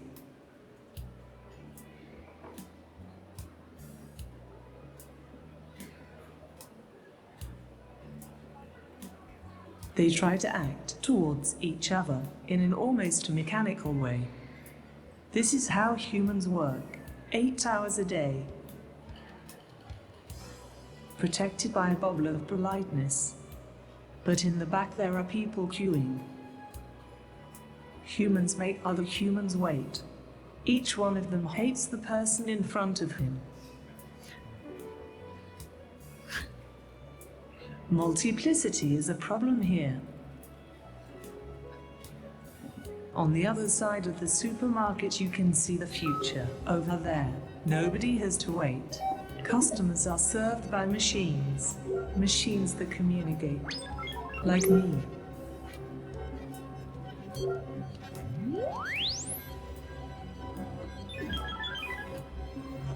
Now go to the door and it will open for you.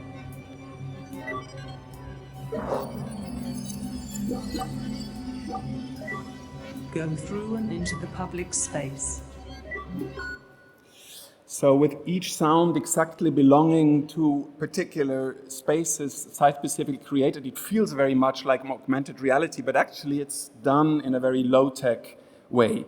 That's different for this project. Here we worked for a museum in Dresden. The exhibition was just taken down after 1 year of running in the puppetry collection. We reflected on how are we becoming somehow puppets of technology in contemporary times.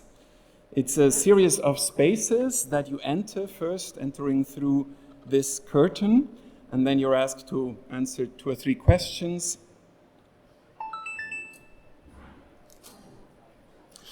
And then in one of the spaces you will meet a puppet, and let's have a closer look. Maybe you recognize it's Elon Musk, but only 60 centimeters high, and we decided to control this manipulator of science fiction projections maybe, or of certain markets, to manipulate him ourselves with puppet strings. So here he goes in one of those spaces.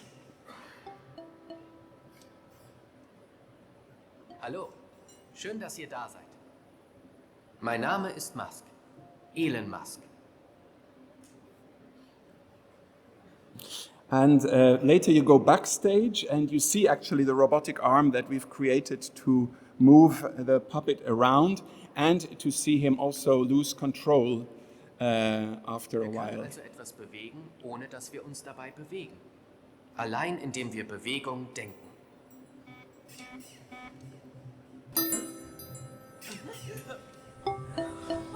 Think big.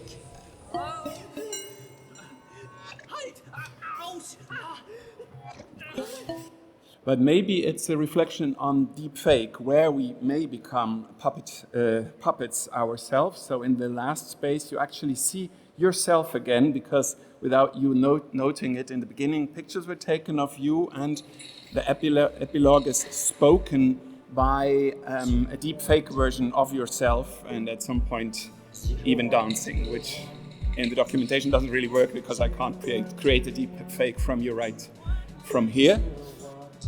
But yeah, this was a project in which we collaborated quite closely with tech designers, coders, to create something that brings you as an audience in a more individualized way to the center of the performance. And I would like to end with one project that actually doesn't use any AI technology at all, but that tries to learn, and that I think is what we can do in live art, learn lessons or reflections that we can get out of state-of-art kind of technologies.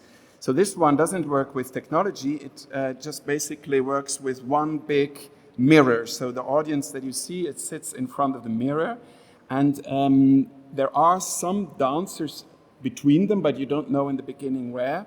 And the crowd, being curious, seeing each other as a kind of shared data pool, they start automatically at some point to maybe copy each other and move with So others do I here. have some control over what's happening? People are sort of imitating what I'm doing, but at the same time I'm kind of wanting to imitate what other people are doing. Ich meine, manche Gesten sind schon ansteckend. You will never have control, no over yourself, nor over the others. And I think it's the first thing we all have to learn is to renounce to control and the idea of control itself. If you're looking at yourself in the mirror reflection and something's happening, it definitely goes through your brain. There is a strong rhythm and people around me start moving. It makes me want to move along and join in and surrender to the rhythm. And you get positive feedback from your own body because it feels nice to stretch. So the voices you've heard are AI scientists, neuroscientists, sociologists that we've invited to look at the mirror and at a big group of people in the mirror together with us. And we use their quotation in a way to look back at how decision processes are taken. And you can actually experience it directly instead of going indirectly through a machine. And I think that is what I would like the performing arts to really learn from AI, that the audience is not something to be locked up in a dark room, you know, as Baroque did, where we're invisible, but the coming together, I think, is the real thing, our core feature that we, I think, can celebrate inside a theater, but obviously also with the help of technology. Thank you. Wonderful. Thank you so much, Stefan. You can take my seat very briefly. We can have Brigitta back with us shortly.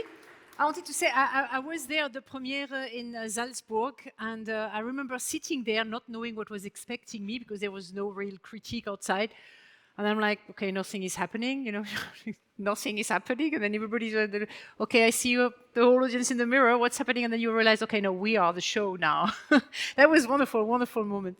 Anyway, we have very few minutes, like 7 minutes. Yes, 7 minutes to take a couple of questions. So you have all these great experts with you right now. So it's now or never to ask a question you want to ask. So if you have a question, please, we have somebody here with the microphone. Yes, we have, no, okay. It's all about the audience we just heard. So who would like to ask a question? And just say to whom you would like to ask a question. We have somebody here in the second row. That would be fantastic. The microphone is coming. Yes, wonderful. Thank you very much. Please tell your question to whom you would like to ask a question. I would like to put the question in general to everybody. General, because, okay. Yes. To which extent does the state of technological possibilities dictate the questions that can be put to a theatrical narrative? Who would like to answer that one? Can I try to rephrase? So you said like the technological innovation can impact the narrative, you would say? Yes, yes. Who would like to answer that one? That's for the dramaturge, yes, absolutely. But Brigitta, I see you. Huh? In case you want to say something, just raise your hands and, you know. Okay, try to start. As I mentioned, every technological experience has an impact on what we do. So as person, as society, and even if we produce art. But maybe this is was too short noticed. From our perspective, we are just thinking about art for dramaturgical needs. So if there is new technology, we don't use it for just using it. We're just asking the question: is it needful to use it? And if you have an impact on working with new technology, you have to think why and how. And I think that answers the question. So there is no, in my bubble, I would say there is no versus discussion. There is not a analog against digital. It's always adding something. Thank you. Anyone else? Please, Heather, come on, let's go. Cool. I just wanted to tell a mistake that I made that I think answers your question. Very good. When I first tried to do the robot stand-up comedy, as a technologist, I gave it a giant database of jokes, and I'm like, okay, we're going to pay attention to the audience, we're going to get the right fit, it's going to be like a online learning algorithm. And then I talked to all these human comedians, and they're like, Heather, what are you doing? You're putting a robot on stage. It needs to talk about being a robot. And so we really changed our writing to write from the perspective of like, what is the character that robot would have. And so, it would talk about, if you prick me in my battery pack, will I not bleed alkaline fluid? And so like sometimes that just bringing the reality of the unique perspective of technology, like as kind of like also a new character perhaps, is also interesting. I was also noticing in what you showed, Anders, when the robotic voice, or the AI, is saying like, I was programmed to do this, and I did this, and I learned that, and I was thinking like, who is I? Yeah, and it's of course more described in the performance, but that's also something that we wanted the audience to reflect upon, and maybe to try to answer your questions from my perspective, at least, working in a very traditional institutional theater. What kind of topics is now out there and very relevant? And we know that these the things that happening now on that side is changing so fast. So we felt at least that the acute program was a really good opportunity for us to try to have a look at that. And through that project, we really opened up, used the theater as a civic space, invited a lot of different experts and the technologists themselves to reflect upon us on some common questions for the future, and really want to try to use the theater as a place to do those kinds of reflections. Yeah. Very good. Anyone else? Also, maybe I can also, yes, please, Brigitta, yes. I think it's very interesting because with every new technology, we get new insights also about and discoveries about what we think about us as human beings, and our society. And actually, it could be very interesting also to face this. And if we think about dramaturgies in theater, also, let's say in general, it was very often like the electronic music was developed, or it's not possible to think without the developments of the research in the military section. So all these developments in technology are somehow, at one point they come into our everyday life. And maybe before this they are in theater, but then they arrive actually at our everyday lives. Absolutely. So we have 2 minutes left. Who would like to have a last question to anyone in the room? Did you say that you need the audience to be interactive or something? Can we do something about that? No one?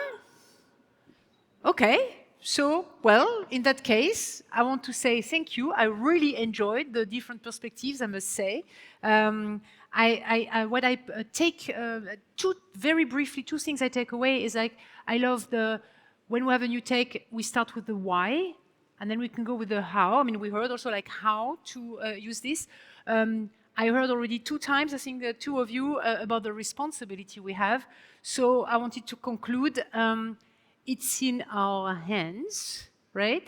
And add another small note on what you said, Heather, about the embodiment And we're going to continue the conversation about the embodiment in a second, even it will still be very virtual and artificial, but we're going to talk about that in the next fireside chat together with Mathieu Laurin. So I would say thank you. We have first a break of 45 minutes. We are very much on time.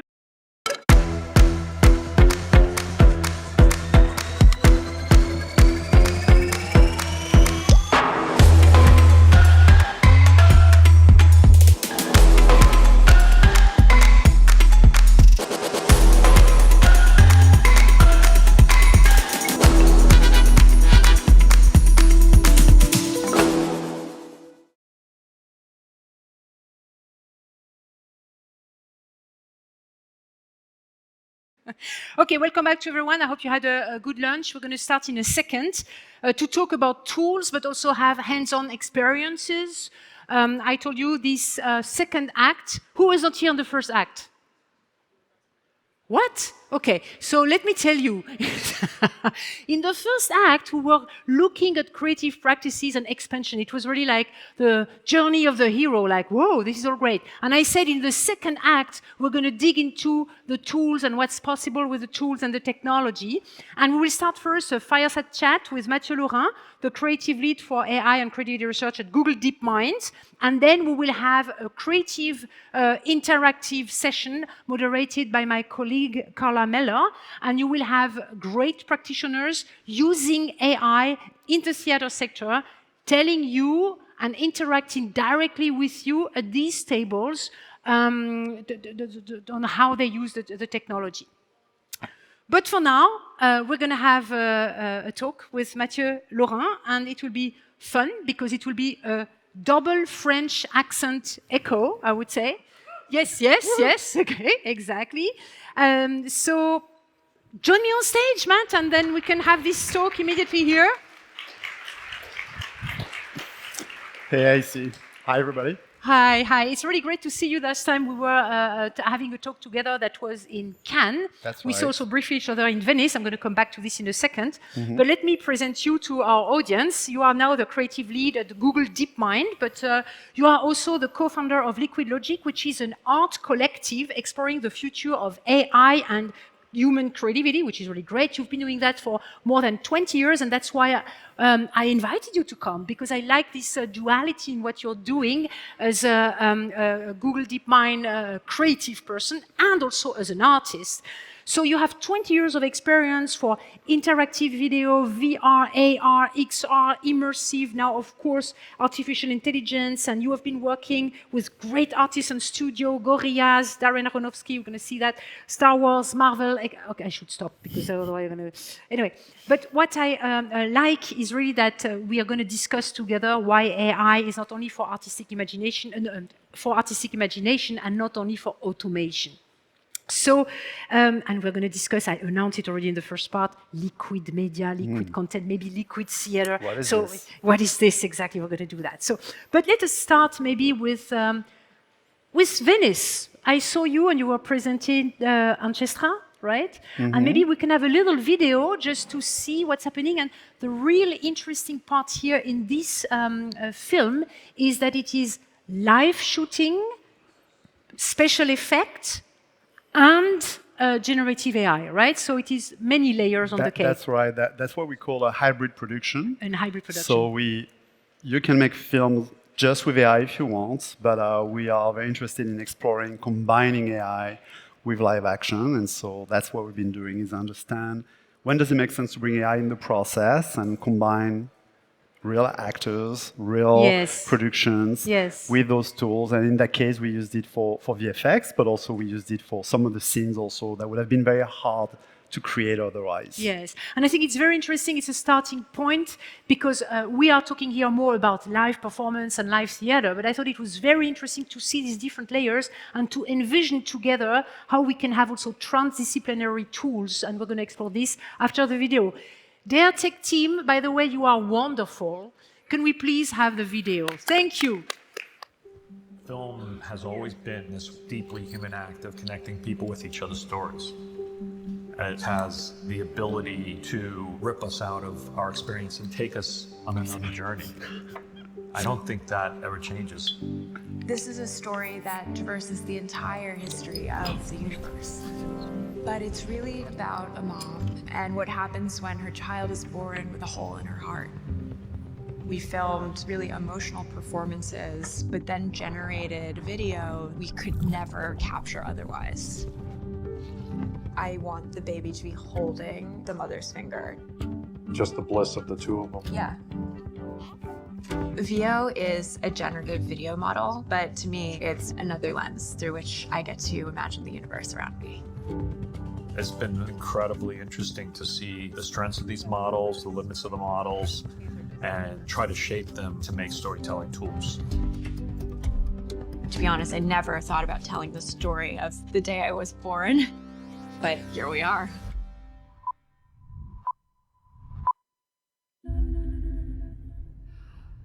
This was supposed to be a checkup. Crash C-section. Baby's in distress. We need help here. We need to go. Is my baby gonna be okay? We'll do everything we can. Am I gonna be okay? For every creature that came before you, from every star that died so that you could begin.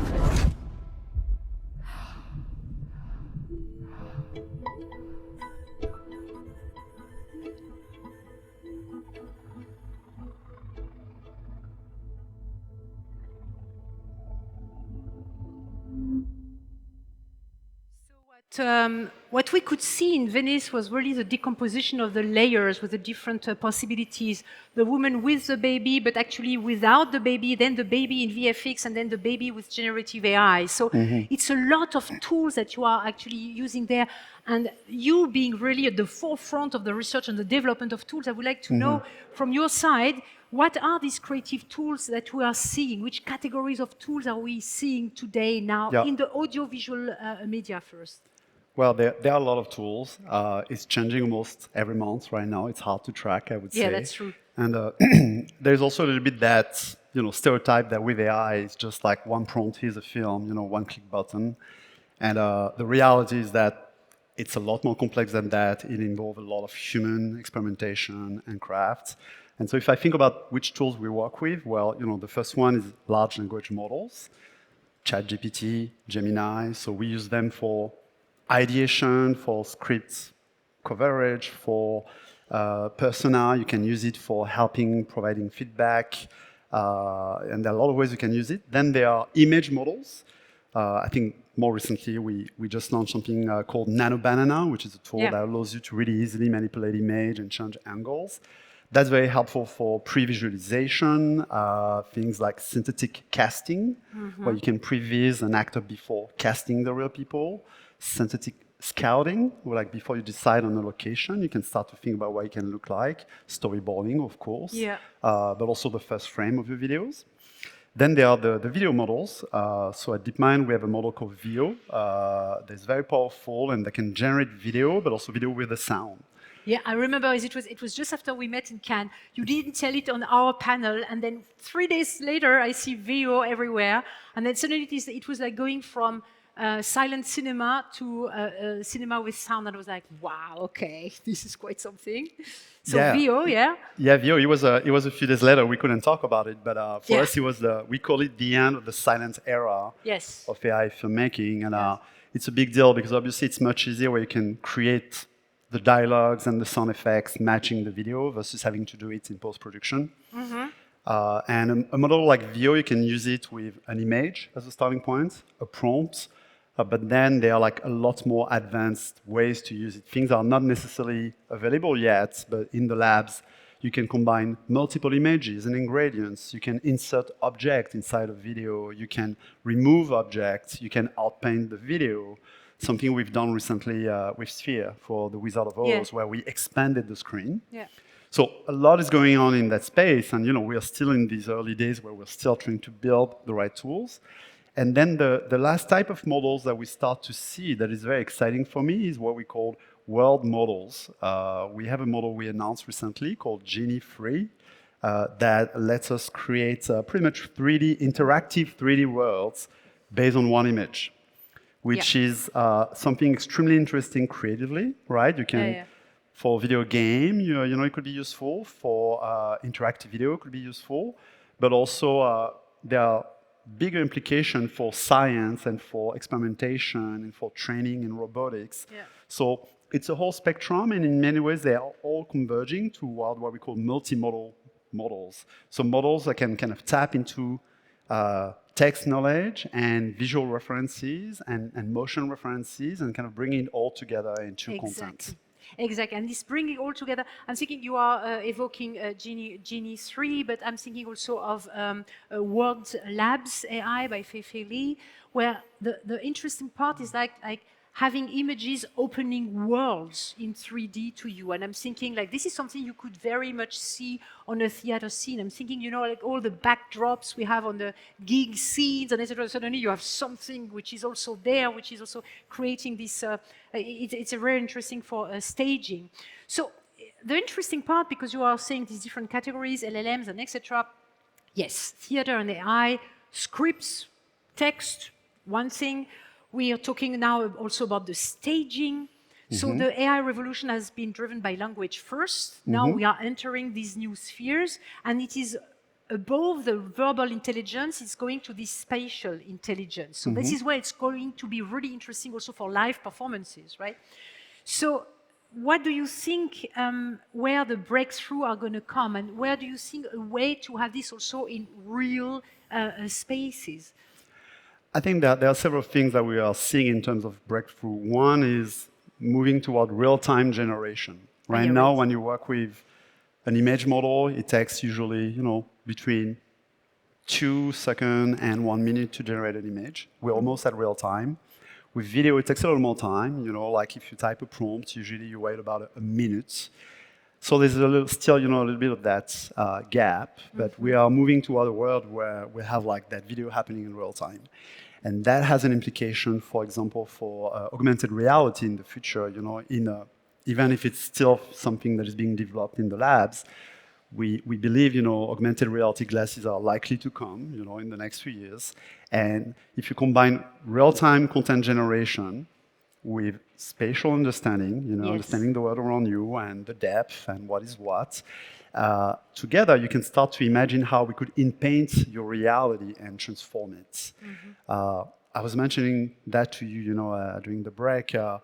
If you like virtual reality, you probably know the book Snow Crash. That was an inspiration. Well, in augmented reality, there was a book called Rainbow's End that more than 20 years ago talked about how we might, it's sci-fi, right? But one day we might live in a world where you get to decide the version of society you want to see. And by the way, I'm not making a moral judgment. I'm not saying, is it good or bad? It's just an hypothesis. Yeah. But this idea that we could live in a world where what's around you is being transformed in real time and become a canvas for storytelling, for creativity, for education, is the kind of things we could imagine combining spatial understanding, augmented reality, and real-time AI. So I just want to make a quick note because we had a very interesting intervention before by Heather Knight about the robotics, right? And we heard a couple of things about robots also before by Rimini Protocol and the humanoids and etc. We were discussing also this morning like emotional presence, physical absence, and all possible dimension with Brigitte Muttendorf. So it was very interesting. So you were saying, as we were talking, preparing this talk, you were saying also this is a great opportunity with the tools to be able to train the robots also to understand what is environment and etc. So this is something which can be also have an impact because we had with Heather, we had a robot training, performing, so it was really interesting. So do you think this is also something which will be impacting the live performance in the theater world? Oh, that's an interesting question. Something for sure is, I think, a reason why there are so many companies exploring world models. Yes, there is the artistic part that is very dear to me. That's my focus. But it's also as a way to be able to generate pretty much more data for training in real-world situations. And I think robotics is a good example. Robotics, as you can imagine, there are 2 dimensions. There's the hardware dimension. It's pretty impressive where it's going. We now see robots making backflips. I didn't see that one coming. And then you need, of course, like an AI that has an understanding of the world around them. And one of the opportunities of world models is to pretty much simulate a lot of situations in a physical world so that you can then train the right behaviors for robots. Yeah. So that's one example. I'm assuming, even if I'm not an expert, that self-driving car is another example. Yeah. And ultimately, you know, we talk a lot about how AI can become, you know, a partner for human creativity and for human interaction. And for that, you need models that understand our environment, our context. And so I think that's one of the opportunities. Mm-hmm. So we're talking about verbal intelligence, spatial intelligence, but we're also discussing together what's coming strong now, that's contextual intelligence and emotional intelligence. And this is also going to be tracked based on data. It will be something that AI will be able to absorb and use, right? And this leads us to this thing of liquidity that you are using very often. So can you tell me more about this contextual? Yeah, I mean, maybe if I, you know, go back the memory lane. I started my creative work 20 years ago, actually projecting videos in rave parties in the French Alps, and so I really started very early with that idea that we could use the physical space as a canvas and change the function of the physical space. And so I had that obsession. And a lot of my work over time, especially with augmented reality, was around this idea of contextual design. What if we could change an experience? What if we could change a story based on your context? An example is I directed a reboot of the game Space Invader that was actually a geospatial game that will change based on where you were located. And so it was an exercise in like, how do you design a game that can really adapt to every single location in the world? Yeah. And the answer is, it's very hard. Yeah.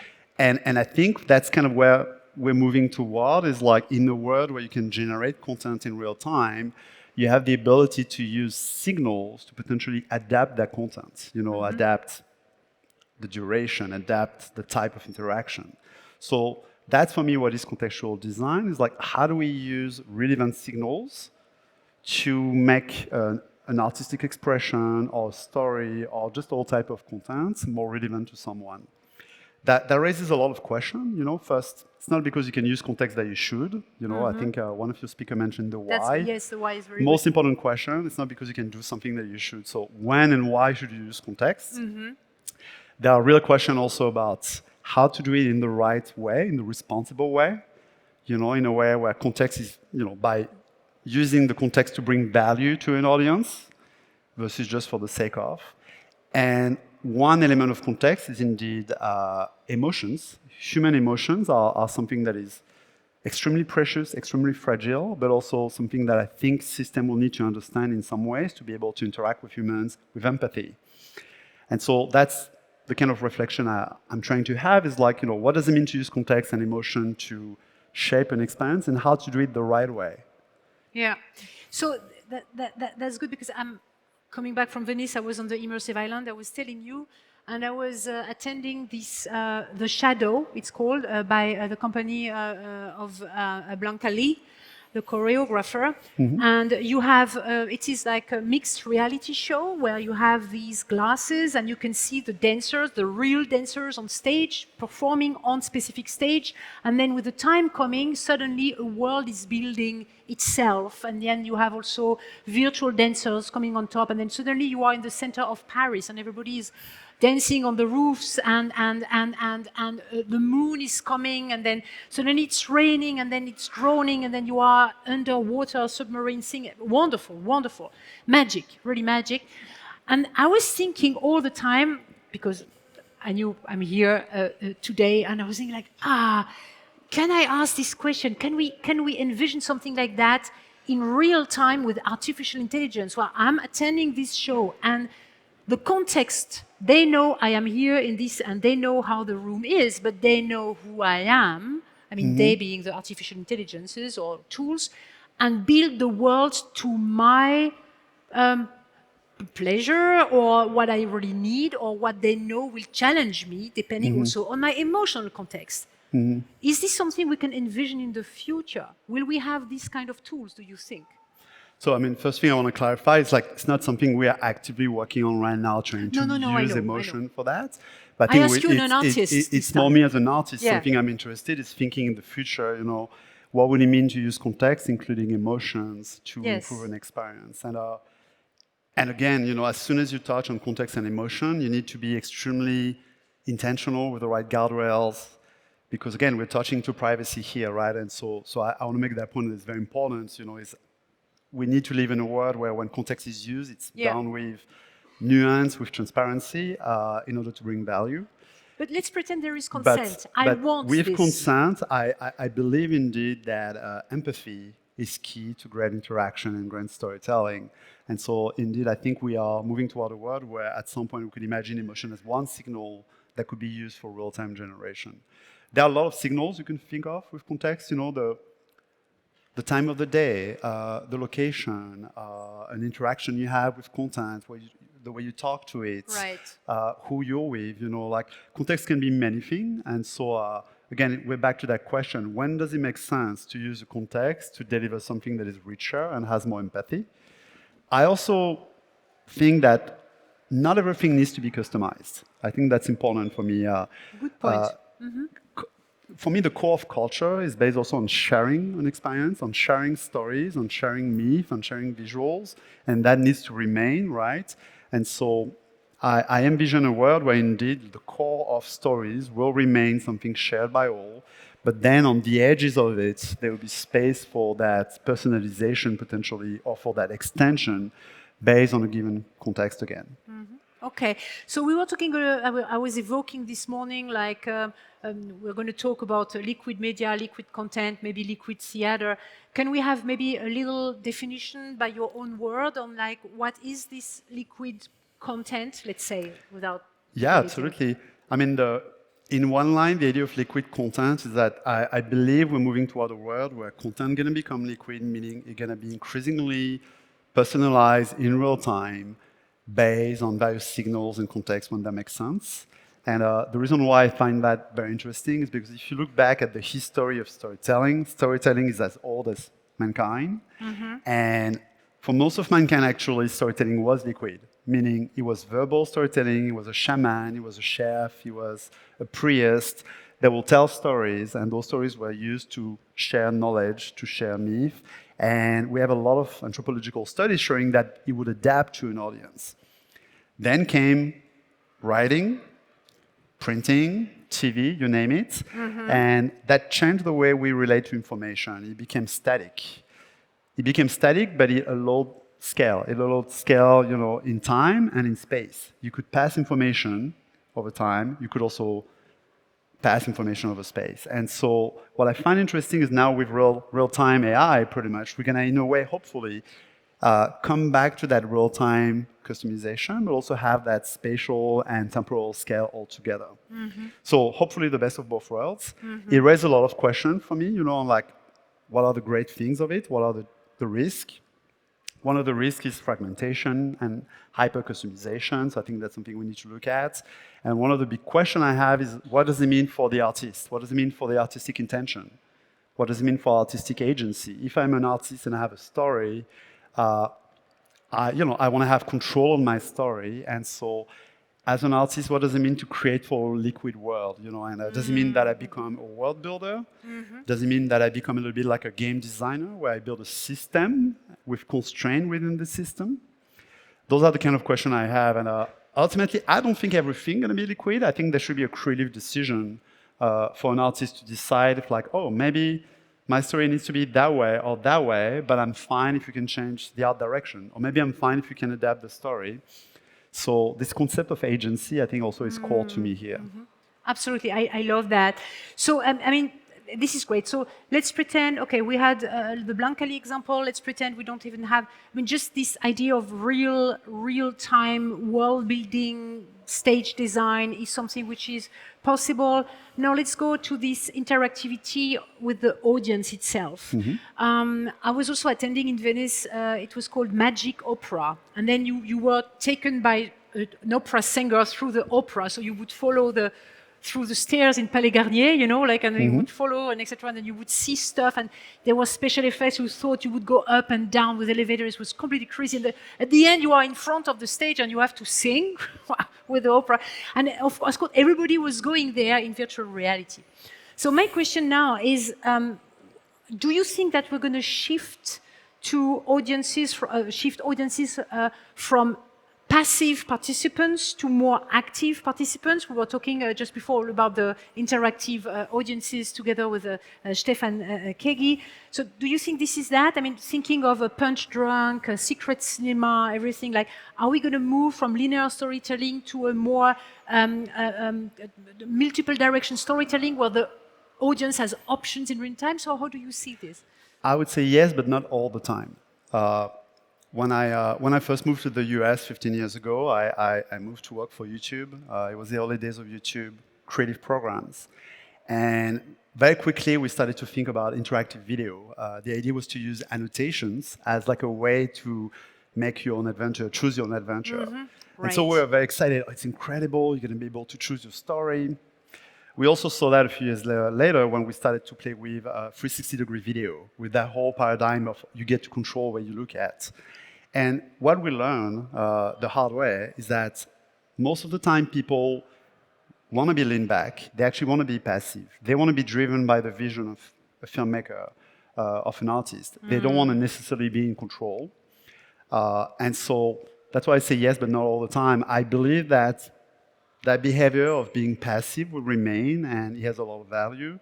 And I'm excited about the idea that now with real-time and AI, you're going to be able to enable what I call interactivity on demand.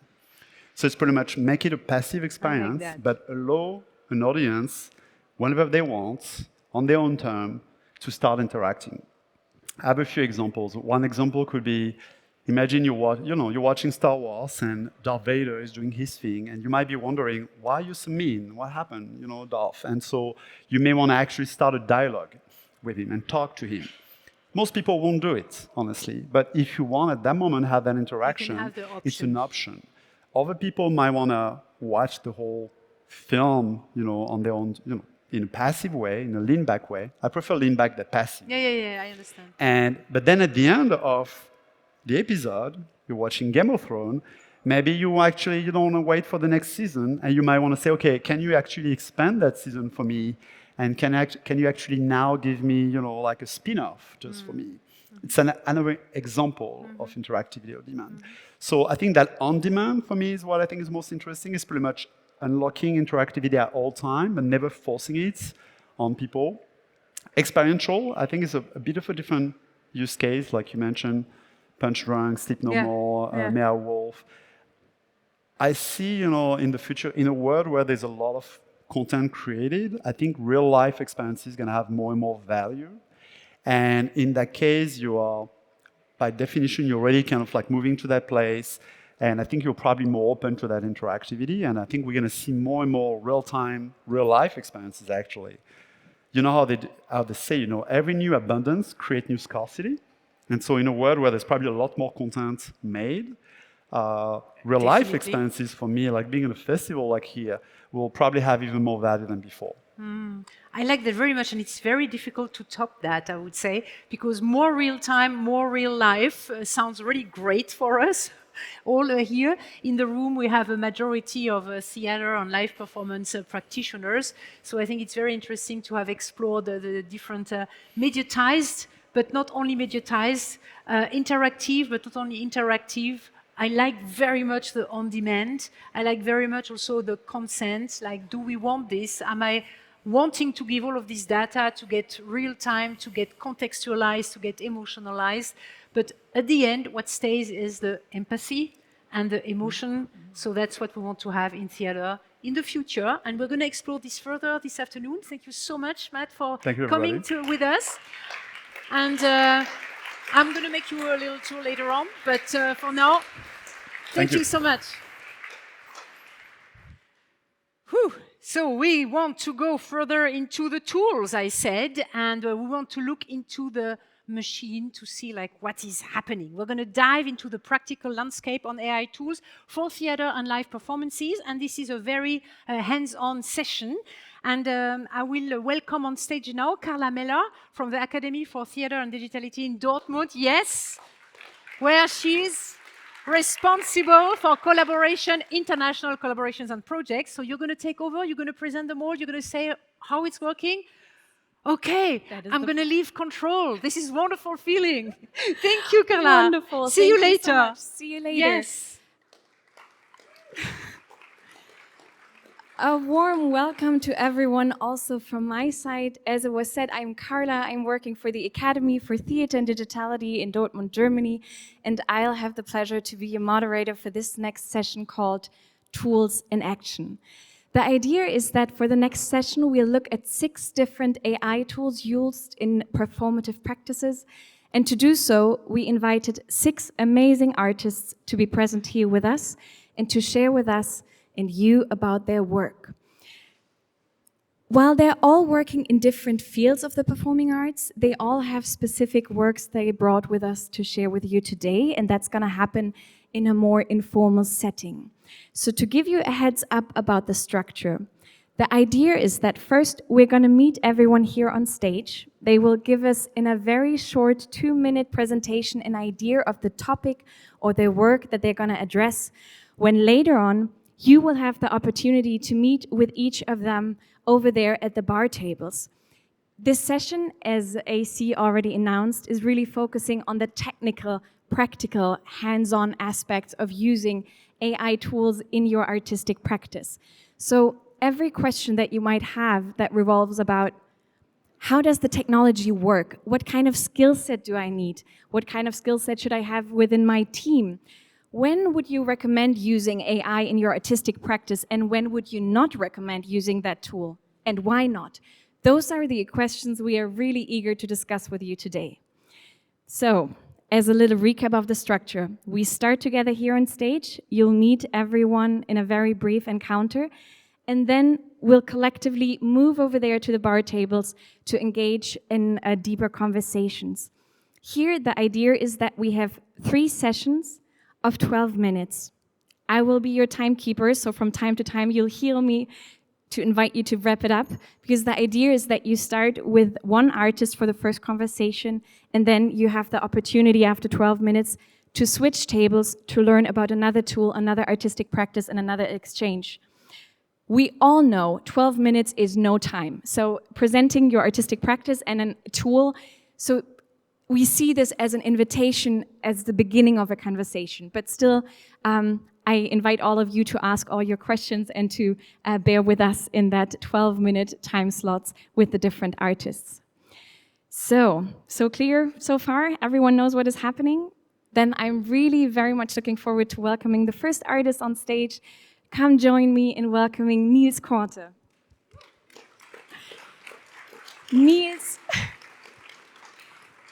Niels Korte is a German author, a director, and creative technologist. He is the artistic director of the Extended Reality Theater at the Staatstheater Nürnberg. Perfect.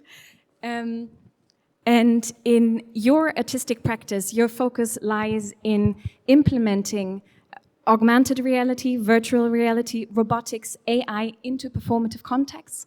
And you also explore new narratives, new narrative forms, and venture out when it comes to sensory, interaction-based elements in your performances. You have designed and developed numerous apps for the theater context, and also you developed the VR Now award-winning visualization software Peppers HoloSuite. Really, really cool, because that software allows your performers on stage to interact with holographically projected objects, while at the same time making it experienceable for your audiences. In 2022, you were nominated for the Faust Award, that's a German theater prize, for the production Pan's Lab at Staatstheater Nürnberg, and today you're here with us. Thank you so much for being here with us and for sharing about your work. We'll look for the clicker. Do we have the clicker up here already somewhere? Ah, yeah. Perfect. Here it is. Okay. Yeah, thanks for having me here today. I'm very excited. And thanks for the brief introduction. As you already mentioned, I'm the artistic director at the Extended Reality Theater in Nuremberg. And what we basically do there is like we try to focus on specific technologies and try to figure out together with the performers from our ensemble what these technologies can like have an impact on us, but also what they can do in performative matters and what stories we can tell with these technologies. And so, I focused mainly in the last 3 years on the technologies mixed reality, virtual reality, as well as artificial intelligence and robotics. And so just for you, because we have so many great artists here, I want to be very, very quick through a couple of projects so you get an idea, if you want to join me at my table, what my focus on is. So I just jump very quickly to my projects, if I can see my presentation. Yes, perfect. Okay, we got this. Hello. Okay, the first one is The Burrow from Kafka. I did in the last season. It's a state theater in Nuremberg where we were just like figuring out what happens if the audience becomes part of the stage. So what happens when the audience presence and interaction directly has an impact on the stage, and we used it to fuel the schizophrenic paranoia from our actor who was performing the animal from this story. And the audience basically was the invisible threat that he was fearing. Another production I did last year together with Wilke Wehrmann and Phil Jungschläger was The Metamorphosis from Franz Kafka as well. There we were looking what happens when AI takes over the role of a director, what happens when it starts to create scenes, what happens when it starts to create the stage design, the choreography, and what happens if it starts to interact with the performers on stage in real time. And we had like a very funny setting because the family Samsa in our play was basically gaming avatars while Gregor Samsung was becoming a human. Yeah, and you can see some more images from this production. And right now I'm directing a piece at the Theater Oldenburg-Gera. It's called I Hate Humans, and it's all about a vacuum cleaning robot, an intelligent vacuum cleaning robot who is hitchhiking through the USA and to starting to develop a feel for taking over the world. And this is where we go to the question: could probably AI be a chance for greater democracy, and or is it an existential threat for all of us? Yeah, and the tools we work with basically are Touch Designer, Unity, Unreal Engine, and ROS2 for robotics. And this is, if you're interested in the projects I do, just take a check on the QR code. And thanks very much for this opportunity today. And come to my table. Wonderful, thanks so much. Next up, here present with us today is Silke Gravinger. Please help me welcome her on stage.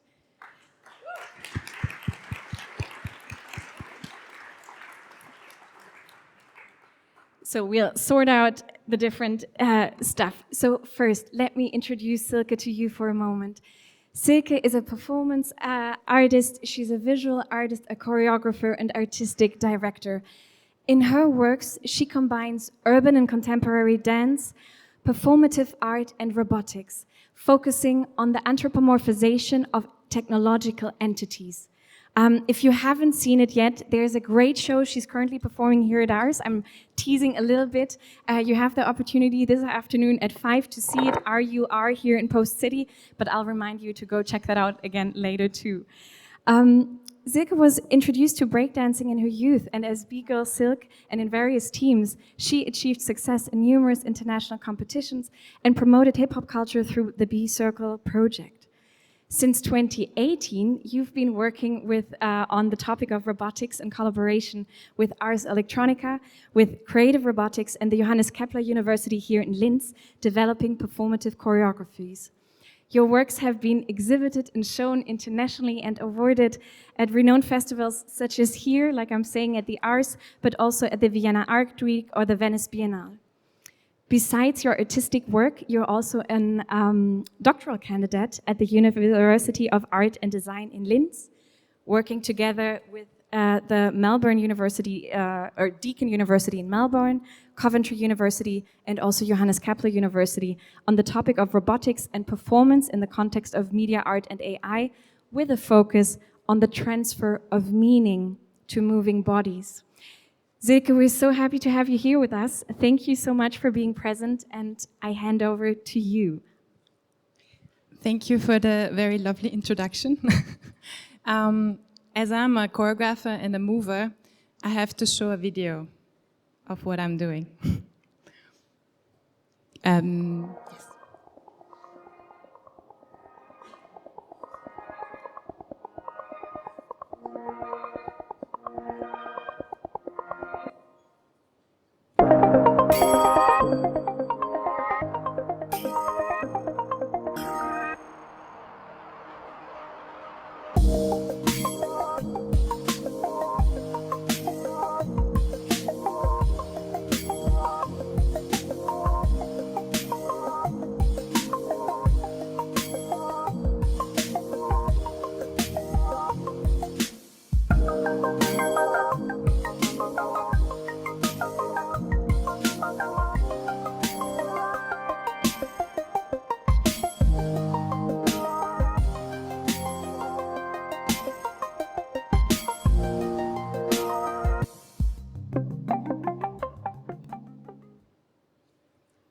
So that gives me 10 seconds to still talk about my work.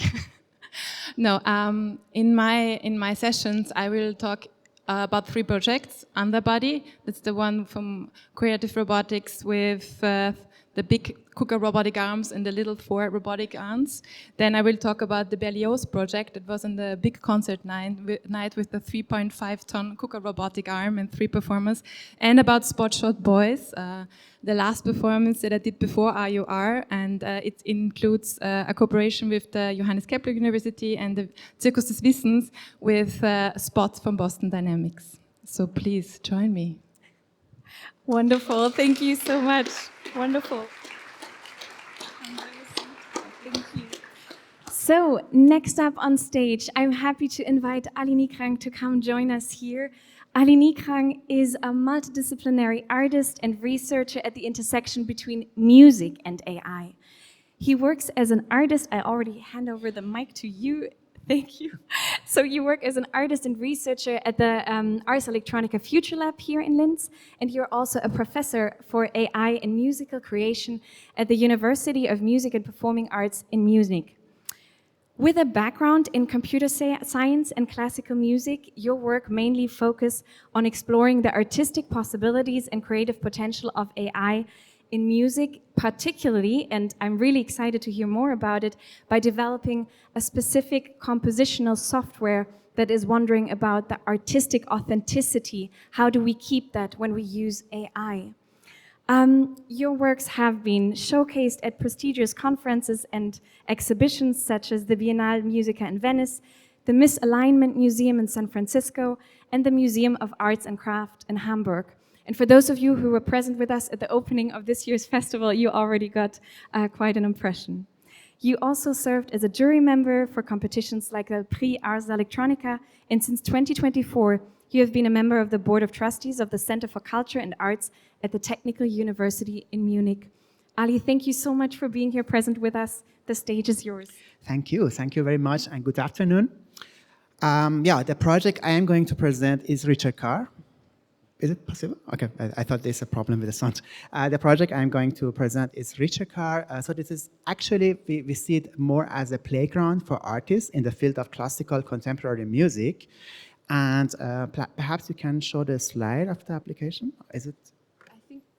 Could we go to this presentation or the slide? Exactly. Wonderful. This is how it looks like, and the idea is, as it was mentioned by you and also in the last talk here, I mean, the main question of how artists can use AI, I think, is the question of artistic authenticity and artistic control. So from a technical point of view, of course, or from a research point of view, of course, there are 2 questions we have to answer. The first question is, what are actually the artistic requirements the artists have? Because this is not something that has been researched now or researched yet. To collect that questions and that requirements, and then to find technical solutions for those questions. So this is exactly the focus of my work here. We have different projects using this software, developing this software further. We began with it at Ars Electronica Future Lab, and we are continuing at the development at the university in Munich. And so in my table, we can talk about this software, about our observations, our experiences, and also the problems we see. So it's just a playground, and I think playgrounds are very good to discuss. Thank you very much. Thank you so much. Come join us. Wonderful. Next up, I'm happy to invite Pablo Palacio here with us on stage. Pablo is an artist, he's a researcher, he's a software developer, but most importantly, he's also a composer. He is the co-founder of Instituto Stokos, a dance and music company based in Madrid, which focuses on the research and development of the interaction between body movement, visuals, and music. And by integrating, I'd say, influences of other fields that you're bringing into the performative practice. And those other fields might be mathematics, experimental psychology, biology, AI. Pablo has shared his knowledge about composing and technology in various formats, may it be workshops or papers that you published or giving talks at universities and institutions such as the International Computer Music Conference, the Missouri State University, or the International Symposium of Movement and Computing.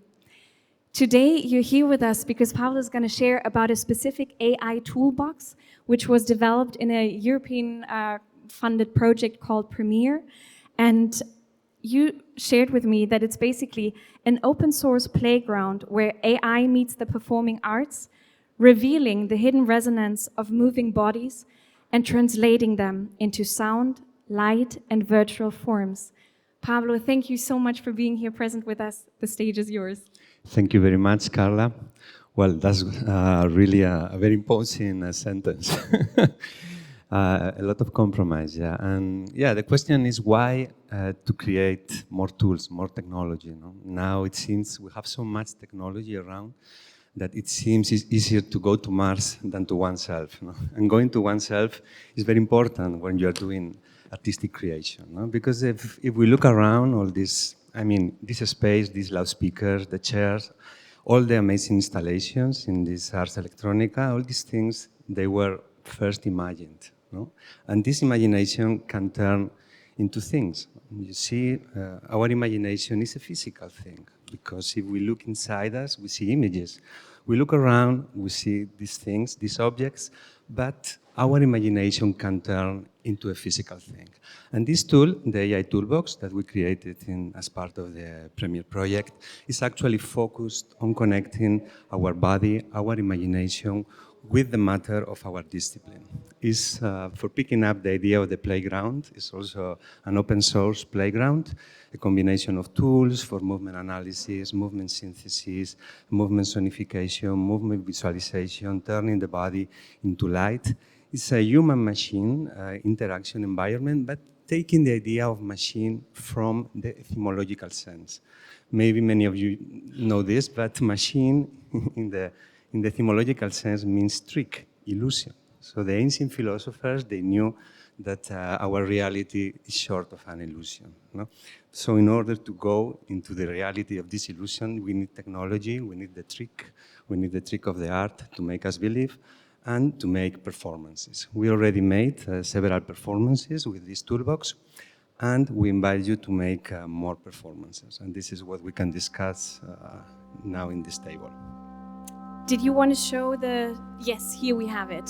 Well, yes. Here you see some of the tools that compose the environment, motion synthesis, non-anthropomorphic movement, simulation, translation into sound. With, I think one of the important points of this toolbox is that the algorithms, the models, can be trained easily by artists with their own material. Okay, so these are some of the performances we create already. Some of them are by Instituto Stokos, some other are by other companies, the National Ballet of Spain and Emio Greco Company. So, well, I think this is enough. We can go deeper into it afterwards, okay? Beautiful, thank you so much.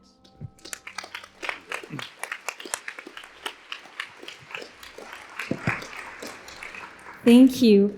Next up on stage, I would love to invite Michael Rao to come up and join me. Michael is a live performance director specializing in new plays, in operas, and digital media projects. He has directed works at various places in New York, like the Lincoln Center, all over the US, but also internationally. And his performance of Tamping was selected by The Telegraph and The Guardian as one of the best productions of the 2022 Fringe Festival in Edinburgh, and has been featured by the New York Times twice. Michael is a recipient of a 2021 Artist and Machine Intelligence Research Award from Google. He has been a resident artist at the Orchard Project, Emerge, and the Tribeca Performing Arts Center. And besides your artistic practice, you're also an assistant professor at Stanford University, where you're teaching directing and devising in the Department of Theater and Performance Studies. And you're also an affiliate faculty member at the Stanford Institute for Human-Centered AI. Michael, thank you so much for being present here with us. Thank you, Carla. So I'm going to talk about 3 different projects that I've been developing.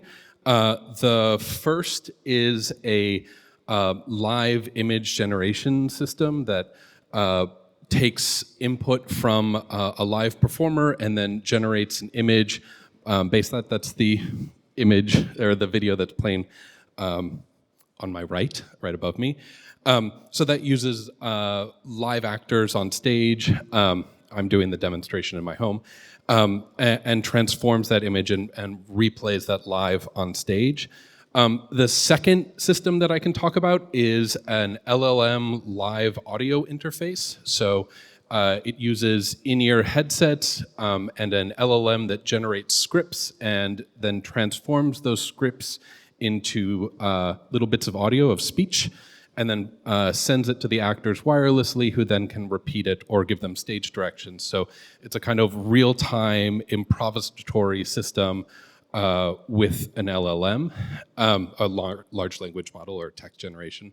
And then the third project that I'm happy to talk about is a computer vision pose system that using 2D standard webcams actually builds a 3D model of the performers on stage and allows the computer and the user to analyze a performance down to every single frame of video and what those performers are doing, what the exact pose that they're in, that can kind of allow for a large big data analysis of a performance. So those are the 3 things that I can talk about. But if you're interested, in addition to all of this AI stuff, one of the things that I'm really interested in is the ethics around it, the way that it makes me feel, and the questions that I have having built some of these tools. So if that's of interest as well, come and talk to me. Thank you so much.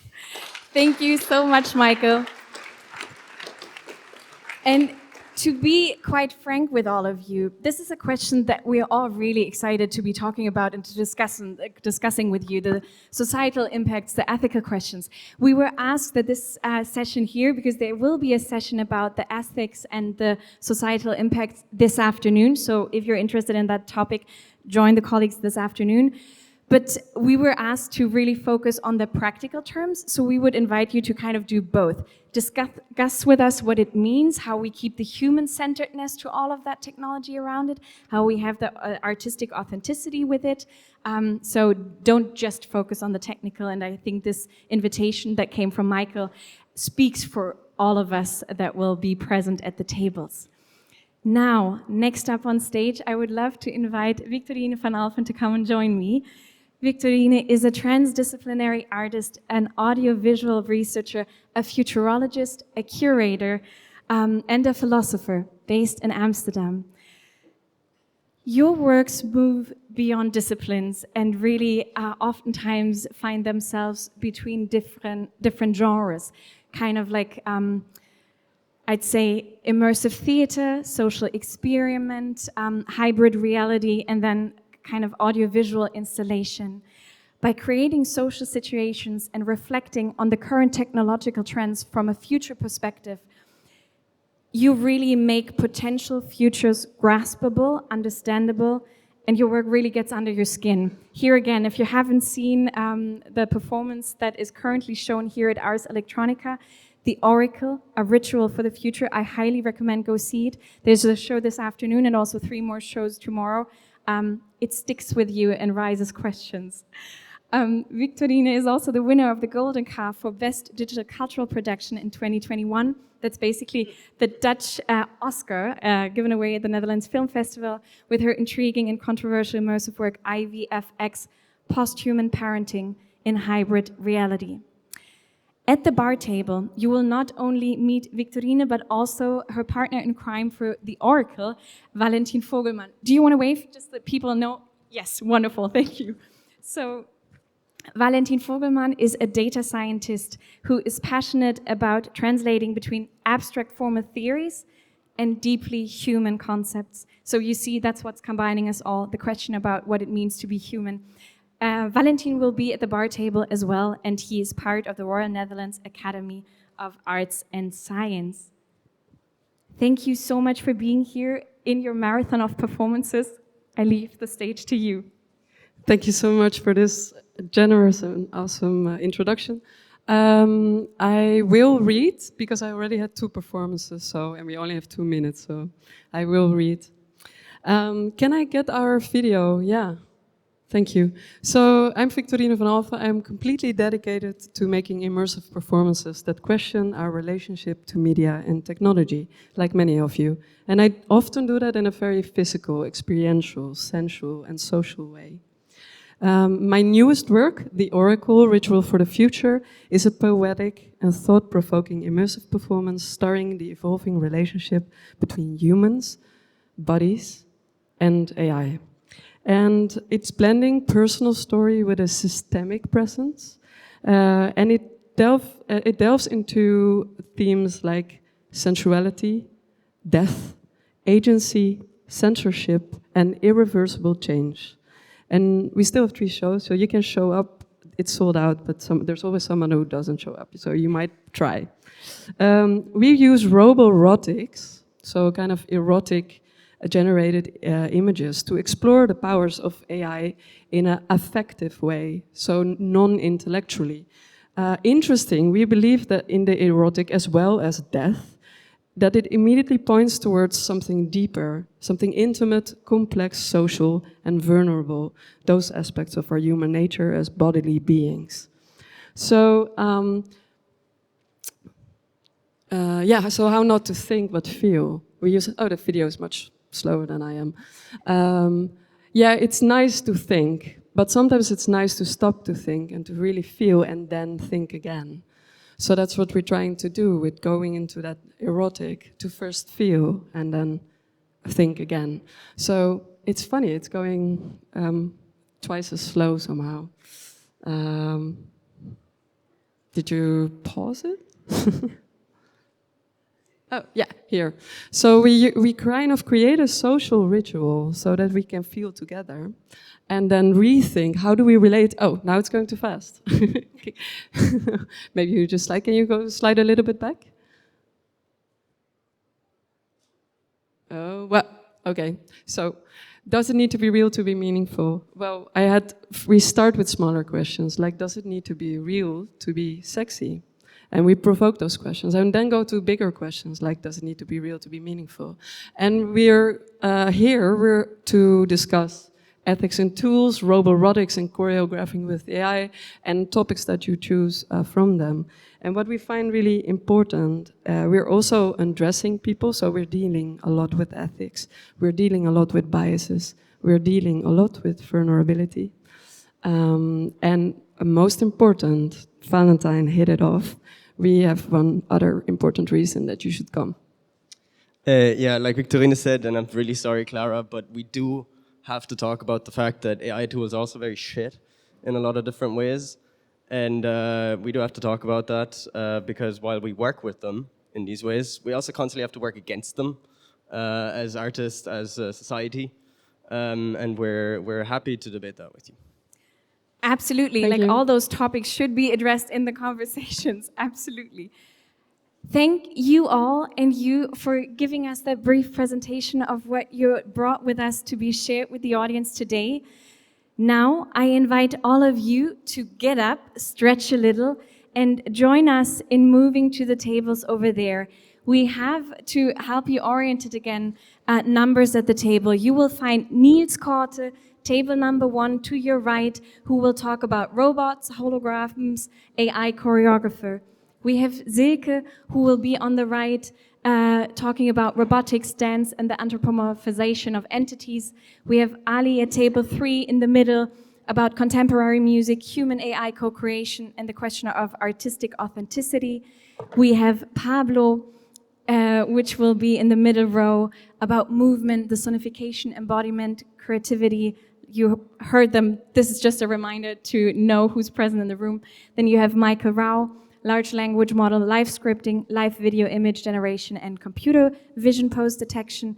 And then Victorine and Valentin together for AI images, an introspective, provocative medium, and the fluidity of meaning. So let's get up. Choose your first conversation partner over there. And after 12 minutes, we will switch.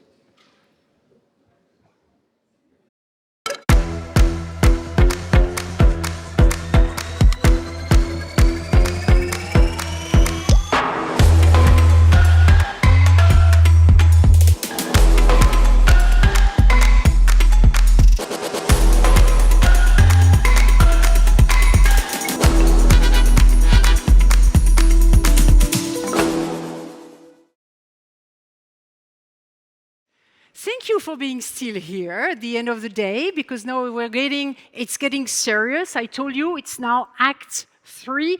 We're going to think a little bit deeper, get a deep dive into, so what does it mean for us? How do we need to act with responsibility? We heard that a couple of times in the panels before. What is it with the responsibility we have and the actions we want to make? So we are going to turn the critical lens on practical, institutional, political, and ethical implications of AI. So what is needed for a sustainable, socially speaking, economically speaking, probably also ecologically speaking, if we want, for the future, for future resilience?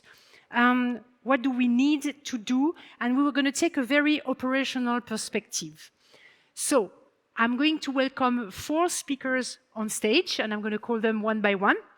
I'm going to start with the speaker who is online with us today, and it is Magda Romanska.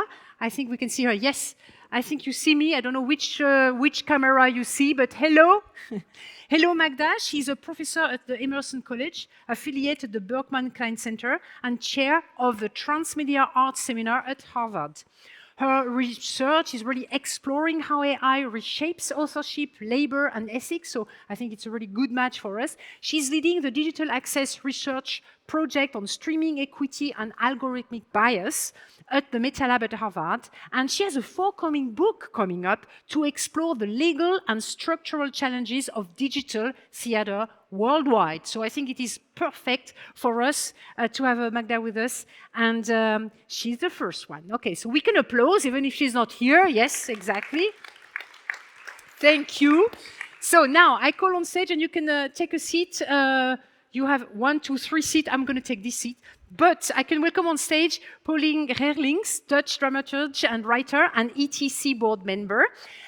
She's a dramaturge at the Toneel Makerij theater company for young audiences. She focuses really on new writing, new repertoires, new technologies, and she's frequently asked to talk also about representation and inclusion, and she recently written a play on Dutch colonial history in Indonesia, so she has a very critical angle, and I like that. She has a strong focus also on this new writing and supporting new writer initiatives, so I like that very much. She's also a yogi, by the way. Please, come on stage, Pauline. We are also joined by Nora Kral, a director, cellist, and composer, and she's really dedicated to contemporary music and digital forms of theater. She's the artistic director of Mir Lab. She works with technologies such as motion tracking, XR, VR. She's been working with the Deutsche Oper in Berlin, Hamburger Bahnhof, Istanbul, in New York. I mean, she has a fantastic track record. She has, for example, a VR opera, Am Ende der Welt, at the end of the world. I love the title, by the way. Also the Avatar puppet play, Jede Menge Unsterblichkeit. How can I translate that? Jede Menge Unsterblichkeit. A lot of immortality or something like that, which is really great. Thank you to join us. Nora, please come on stage. And then we have also with us somebody from Linz, the artistic director of the Landestheater Linz, Hermann Schneider. He is known really for innovative and contemporary productions. He has led also theaters in Eisenach and Würzburg. He's also a librettist for modern composers. And in Linz, he really emphasizes new opera, youth engagement, international collaboration, which is really great because it is really shaping this place as a vibrant theater hub. So wonderful. And by the way, talking about the future, you are extended up to 2028-29, right? So you are the future. Come on stage. Thank you, Herman. So I would like first to start with a couple of statements on like what's happening today in terms of like what are the challenges? And I would like actually Magda to start, because I think she can give us a good start for context on her perspective. So Magda, maybe you want to start and tell us, what do you think is the most serious challenge we have today in terms of digital theater? Thank you so much, AC, for invitation, and I'm very happy to be here. So AC asked me to kind of provide potential meta commentary on ethical and political and ontological relationship between theater and artificial intelligence. And we can see a kind of three areas of overlap which bring forth different challenges. And the first is, of course, that both theater and artificial intelligence are a kind of mimicry machines. So the question of what, how, and who, and in which circumstances, in which context is and isn't appropriate to mimic has been a foundational question of theater for a very, very long time, for centuries, if not millennia.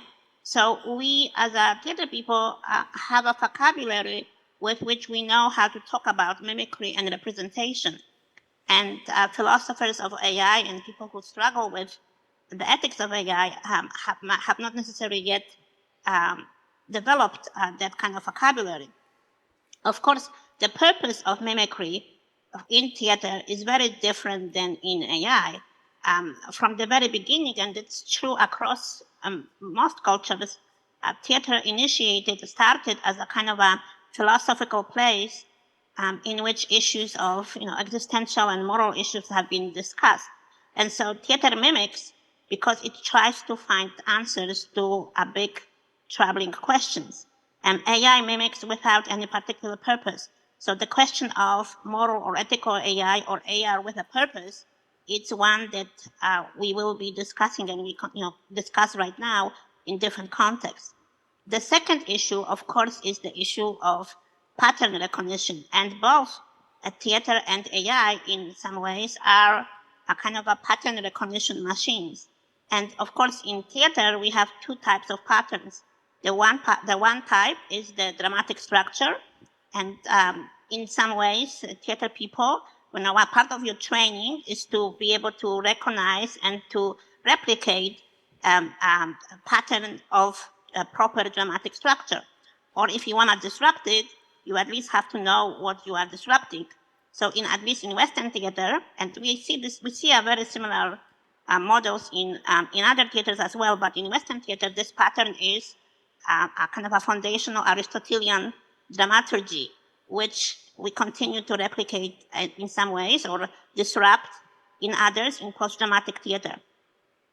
So how is our understanding of patterns potentially helpful for the conversation around AI pattern recognition? The second pattern that we deal with is, of course, the human psychology, that humans somehow, replicate certain behaviors.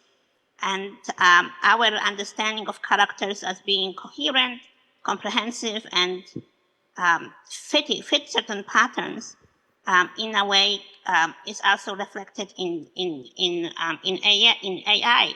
How does it mimic human emotions? Or does it mimic human emotions? Is it authentic, not authentic? Or for what purpose does it mimic human emotions and human behavior and human way of thinking? So that sort of pattern recognition and mimicry are kind of foundational two questions which bring forth all of other challenges. And finally, the third one is, of course, the question of ownership, like who owns what. And in theater, we have also been struggling, with that issue, particularly with device theater, but not only in device theater. Theater is a collective endeavor.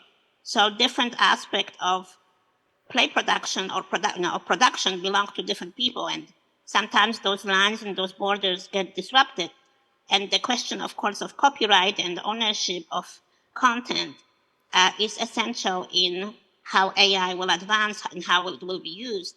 In the US, there has been a big case now just closed between Anthropic, which has been sued by a bunch of writers, and the judge ruled that the use of their material for training purposes is a fair use. However, the way that Anthropic got their material from illegal website is a copyright violation. So the Anthropic decided to settle in order to avoid a trial. So even though this case is not going to be a precedent setting, it still kind of outlines the way that the ownership issues work themselves through the courts in the US and in Europe and around the world. Right. Yeah, very good. So I think I like this. It's very clear: mimicry, pattern recognition, ownership as the three core angles. And it's interesting because if we think of the patterns, like if AI produces plays based on pattern, well, no worries because it's not going to be very original, right? But it's interesting to see like the implication it will have. And I want to turn also to the other speakers now. Where do you see the main angles of challenging aspects? Where do you see them? Who would like to start? Pauline, yes? Oh, yeah, take a microphone. Yes, you need a microphone. Everybody, please. Herman, you know which one you can take. I like to start because I want to react on something what Magda said in my opening statement, and that is about the Aristotelian drama. And a lot of well-made plays are still based on this Aristotelian patterns. And in my own experience, I'm searching for something else in my work because I think also that plays that come from this Aristotelian patterns, they are also a hero's journey, an individualistic hero's journey. It's based on conflict, it's male orientated, it's normative in that sense. And if you look, it's the question for me, do you want these kind of stories still? And if you are looking for other kind of stories, as I do in my own practice, then AI and also working with AI, because I do it myself as well as someone who can give me feedback or I can brainstorm with, but with new ideas, like a dramaturgy of care, which I'm researching in my own practice. And then I don't mean the care around the way we do processes in art, but care as what would it mean for the structure of a play if we don't center on conflict, but on care or ethics of care, then AI or ChatGPT knows nothing. So there's no new idea coming from ChatGPT, I would say. I think for the arts, it's very important to come with new visions, new ideas. It's something very essential what artists can do.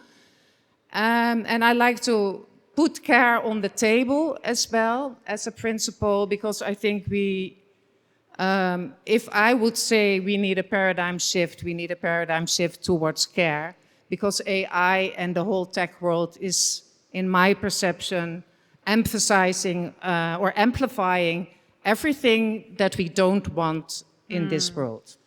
Very, very good point. Okay, I'm going to continue with you, Nora. I see you with your microphone. I like it. Now it's going to be serious stuff. Now people are going to be, let's go. Well, I would say, I mean, AI, it's out there. It's this beast. I think we as humans are in this situation that we don't know where the development is going to be in 5 or 10 years. Is it gonna be AI? Is it gonna take over? Is it gonna suppress humans? Is it gonna delete humans? Is it gonna be a more utopian future? I think it's a very scary and also very exciting, moment to live in. And AI is infiltrating our everyday life from everybody. And so therefore I think it is very important in theater that we address that. So that we basically, because I mean, if we want to fight, we cannot fight as a theater, we cannot fight big tech companies, we cannot also not use AI. But what we can do as a theater is just really work with the dilemma that AI brings us.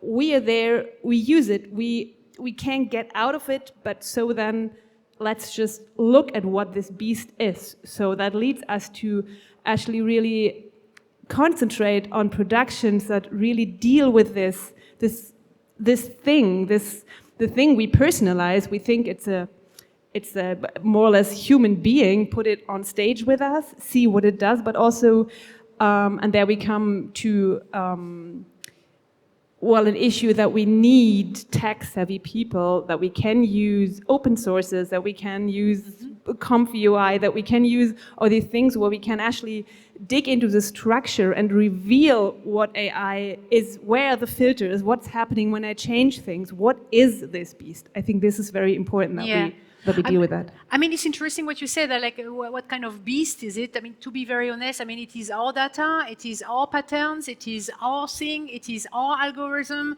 We are prompting, we are doing this, it's us. So it's not like an alien coming on that stage and doing stuff. I mean, we are building this, we are doing this. And we heard a lot today, like, why are we doing that? Are we needing that? I don't know. I don't have the answer. But Herman, your turn. The challenge for you. First of all, thank you very much for the invitation. I have a very pragmatic point of view to that. AI means artificial intelligence. Artificial intelligence in theater means, first of all, I'm happy as an artistic director that there is intelligence in the theater at all. If I'm missing natural intelligence, I have at least artistic intelligence, but aside from that, it's a tool. It's a simple tool. And when we had CDs or we had tapes or when we start with video 30 years ago in the theater, everybody was, this is the decline of the Occident. This is the end of our culture. It must be clear that it's a tool, and who is the owner of the tool and who makes the rules for using the tool. And this is, I think, very important. For me, coming back to your point, Pauline, about Aristotle, we have the big myth or the big impact that we start our art, our performing art. I'm talking, sorry to say, from a Western European or Western point of view of the theater history, that we imitate reality. And imitation of reality has not the quality, or the imitated reality has not the quality as reality itself. That's one of the mystic ideas which were interpreted with Aristotle. But we do not imitate reality, we create reality, because also the artifact, the artistic, and now we have the link to our AI, so to say, is also a new form of reality. So this is for me interesting, and what is interesting is the interface between the analog, three-dimensional, real-time art form performing in theater in Europe, sorry to say, or in Western world, and then we have artificial intelligence on the other side. And the interface between those two kinds of systems to invent reality is interesting. For me, it's more important to discuss, for me personal, it is more important to discuss the ethic point of view, because it was very interesting for me. We made our seasons book 2 years ago with artificial intelligence created photos. And we had a big discussion within the theater. I had a big discussion with all the actors who said, I'm the slave of industry, and this is George Orwell. And it has to do, of course, the whole market of synchronization for speakers, for films and movies is gone, is dead, is not existing anymore. Sorry to say, that's what happens, I have to say. But for marketing, for our public, it was the most successful and best book we ever had. Although everything you've seen was created by a machine.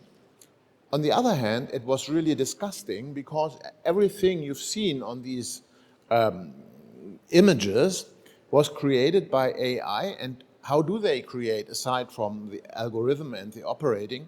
They put information, they get their data from the internet. What do they find in the internet? What is the most, and it's just statistics. And they have the most given pictures of things you can find are by commercials. So all people were slim, not like my body mass, and they were white, and they were young. It weren't cats, at least, because cats are also very famous in the internet. But and this is something where AI creates an average, so to say, of what is human. And if we talk about human beings, they are not disabled, they are not, you know what I mean. And we talk about imitating reality, and artificial intelligence does not imitate reality. It's a tool which imitates imitations. And that's a different thing. Of average humans. Of whatever, of average humans or whatever. And this is something which is very interesting for writing, but also for aesthetics. And but I'm not the one who says this is scary, or I'm afraid of everything. I'm just talking about the nutshell of my little clean world of the theater, of my stage, which I can control, so to say. But it has nothing to do with reality, with fake news, and with all this kind of imitation or inventing realities, being a substitute of reality. So you were evoking right now, and Magna, I don't forget you. In case you want to speak, please raise your hand. You were evoking that some roles in the theater processes might disappear because they are replaced by a machine. So let's dig a little bit into the aspect of labor and education. I put this together because it means like if we change the processes, we will need new skills. So do we need to educate the next generation with new tools for a new kind of theater? Or do we need, on the contrary, to stick to what we've been doing, Aristoteles, etc., and like to have them like what is real theater? You know what I mean? So how do you see that? There's no contradiction in between this. Of course, we shouldn't stick. It was always like that. I mean, if you go to a dentist today, you would never say, "Oh, I would like to have it the old way, like 19th century it was." And I'm a fan of Sacher-Masoch. Please give it to me. Yeah, but of course we knew in medicine and everything. It's a development. I'm not a believer of progress for itself, but it's the development of civilization. And we should, of course, educate people. It should be in the universities or wherever that we say, okay, it's another tool. And of course, professions will be away. Like you don't have in the train when you come to Linz, there's nobody shipping coal into the locomotive because it's electrified. It's not running on code. So this profession is not there anymore, and it's the same with theater. I mean, a lot of you are working with young people, right? So how do you see this coming with the next generation? What do you suggest we should do for these skills? Where should we educate them? What do you think? I think it's important that we teach the younger generation what the mechanisms are behind AI, like you say, and that it's indeed a tool and not a god or everything that mystifies AI as something that is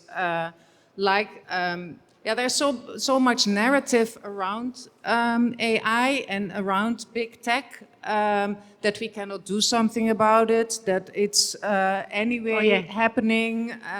Inevitable, that it's unavoidable. So, and I think we need to teach the younger generation and ourselves, actually. I mean, it's not even the younger generation. Maybe they know more about it than adults, in a way. Good point. That we look at it critically and use it only as a tool and not as God or as something much bigger. Nora? Yeah. Oh, yes, and Magda, I see you after that. Yes, Nora first. So I'm working at MIRLab. It's a digital studio or a digital lab of the opera in Gelsenkirchen, and I always make the joke that Gelsenkirchen is the Detroit of Germany, so it's the poorest city. And what we realized is what the young generation needs is curiosity, but a creative and critic curiosity. I would put that together, that we should invite them to actually interact with AI and to use it to have the curiosity, because we learned that there's a lot of young people and old people who think it is too overwhelming. It is something I don't want to touch. And so they should get in contact and learn what it actually is and what it does, and then to see what Hammond said, that it is actually reproducing patterns, and we need to be aware of that. And that is for the audience, and I think also for what we need to be aware when we have artists coming, that when we use AI, that we use it critically, and that we have ourselves the ability and the skills to, I mean, when we use visual models, I mean, they become more and more perfect, and there is less and less flaws in it, and the flaws we love normally as artists. But that also there is a certain aesthetic, and that we do use this certain aesthetic only if we want, and not if it's something we aim as not by default, and not by default because it happens. And I think that is something that is very important to me. Yeah. Magda, you wanted to add something, please. You're muted. You're muted. Am I muted again? Now. I think I'm good. Can you guys see me? Yes, go on. So there is a kind of a spectrum of how AI is being used. On the one extreme, we have a complete replacement of human creative and intellectual capacities. On the other hand, we have AI as just being your editor, perhaps, commenter, or a kind of a collaborative partner, And in the middle, there is more of a co-creation. And so a large study came out from MIT when they were trying to test what different types of uses for AI does to students' cognition and to students' skill set. So what they found out that students who use AI as a complete replacement of their intellectual and creative capacities end up actually with lower cognitive skills and lower creative skills. So in some ways, when you use AI as a replacement of your own skills, what it does is it's kind of de-skill you rather than improving your own intellectual and creative capacities. It actually de-skill you. So that's an important thing for us to emphasize as we are talking with the students, that if you are abusing it in that way, it is going to have a long-term impact on your own creative and cognitive capacities, and you have to be aware of that. Very use it good point. consciously. Yeah, I like that very much. Diskill versus upskill. That's Instagrammable. Sorry. No, it's really good. And it's very good what you said also in terms of co-creation, you said. And I want to shift now to this authorship problem that we have, because it will impact the economy of production. So how do you think is going to impact like copyright law, for example, in theater? If we are really like in co-creation mode with an AI, what is it going to change, you think? Anyone? Yes, Magda again, and then Pauline. Yeah, sorry, I just did this big research on different issues in different countries and regions. So, like right now, it's still kind of in flux, and I feel that in many ways, theater sort of skipped the digital revolution, and I do not believe that we can afford to skip this one. Like, we need to be active participants, and the human-generated content is going to become extremely valuable because those models cannot exist in a kind of ad infinitum on their own content. Like, eventually, when they generate things based on their own content, they kind of collapse into a sort of infinitive repetition loop. And so they constantly need to be fed with original human-generated content.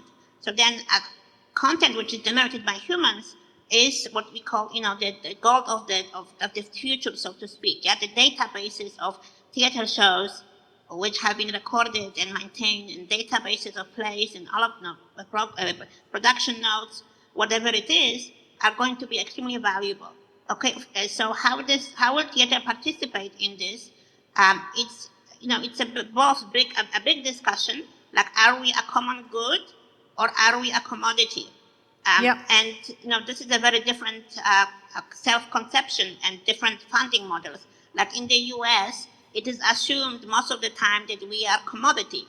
In Europe, it is assumed that theater is a common good. But depending on which approach you take, then the role of the content which theater generates will change. But theater artists across the globe should come together and think about it. How do we want to, I don't want to sell, but how do we want to manage that content that we create to make sure that both our copyright are protected, or at least that we benefit in some kind of financial way from the output which we create, but at the same time that we are also in some ways partners to the tech companies in the discussion of how that content is used and what kind of output does it generate. So that is a very significant conversation that we have to be part of. Pauline, you wanted to add something on this, on the question of yes, copyright law? just to add, because she said already. Okay, so we don't repeat what others have already said. What I want to add in the discussion, we work a lot in the audiovisual sector also, and I heard recently this conversation with Jaron Lanier together with the director of Everything Everywhere All at Once, and he was saying something fantastic. He was saying like, well, in Hollywood, if the structures are impacted by AI and changes the roles and the etc., and we need to ask the tech companies to contribute to funding our infrastructures, because we are impacted by that, and it is also impacting the economic model. And I think it was very inspiring. Actually, you can the conversation is online. It's very inspiring to look at it. And this is what I wanted to say also, like, if we see this shift, and as you were talking about the tech companies and the very few tech companies that are behind this, having all the data, exploiting the data, making money of the data in very few hands, and let's say, if not destroying, at least heavily impacting the structures. And it can be cinema, it can be theater, it can be anything which is creative. We need to have them contribute. So I wanted to maybe just put this into the thing, because I wanted to go into these economic structures and funding. Do you think that could be also a solution for theater, or one of the solutions? I think maybe it's a bit idealistic. But I talked in my initial statement about the question of the interface between the analog three-dimensional theater of a performing arts, what we are used to, and the artificial intelligence on the other hand, that we still have the live moment which is not controlled. So you have the actor, or you have the performer, and the control or the conditions, the way of thinking, producing or reproducing reality has still, let's say, a moment of the loss of control, because you have the live moment, the moment where, like what I just did, lose my memory. I don't know what to do. What is this moment of being insecure, being, like Virilio's philosophy of vanishing. Yeah. And this is the moment where we have a gap or a hole in the reality, which is real, but is not, you cannot define. And that's what I wanted to show or to exemplify, that the theater moment of live and now is not to be controlled. What is interesting for me is the question that, as I said in the beginning, that there is that big myth or this big thing by Aristotle that art imitates life, and there's this wonderful aperçu by Oscar Wilde that life imitates art. So that we, because of all these images we know from the internet, from the commercials, from art, whatever, we now pretend or behave or imitate art. And what is for me much more interesting is that we more and more imitate in our way of thinking the machine. So it's like if you would never ever work with Word or something on your computer, you write like you write, but now you are already used to it, that your sentences, your way of writing, your way of formatting You is something. sound like ChatGPT. There is a full article about that, which Yeah. is it is impacting the grammar, it is impacting the way we talk. Exactly, Absolutely. and also the argument. I mean, it's also if you it's in America at the moment very funny because you have a big performer in the White House, yeah, I like that. I mean, it's very entertaining, isn't it? And on the other hand, if I look and watch or listen to German politicians, they have all their Word documents which they talk, and it's very boring. Yeah. Yes, absolutely. But I want also to come back to unfortunately, we have so little time. It is actually unbearable. I would love to continue the discussion.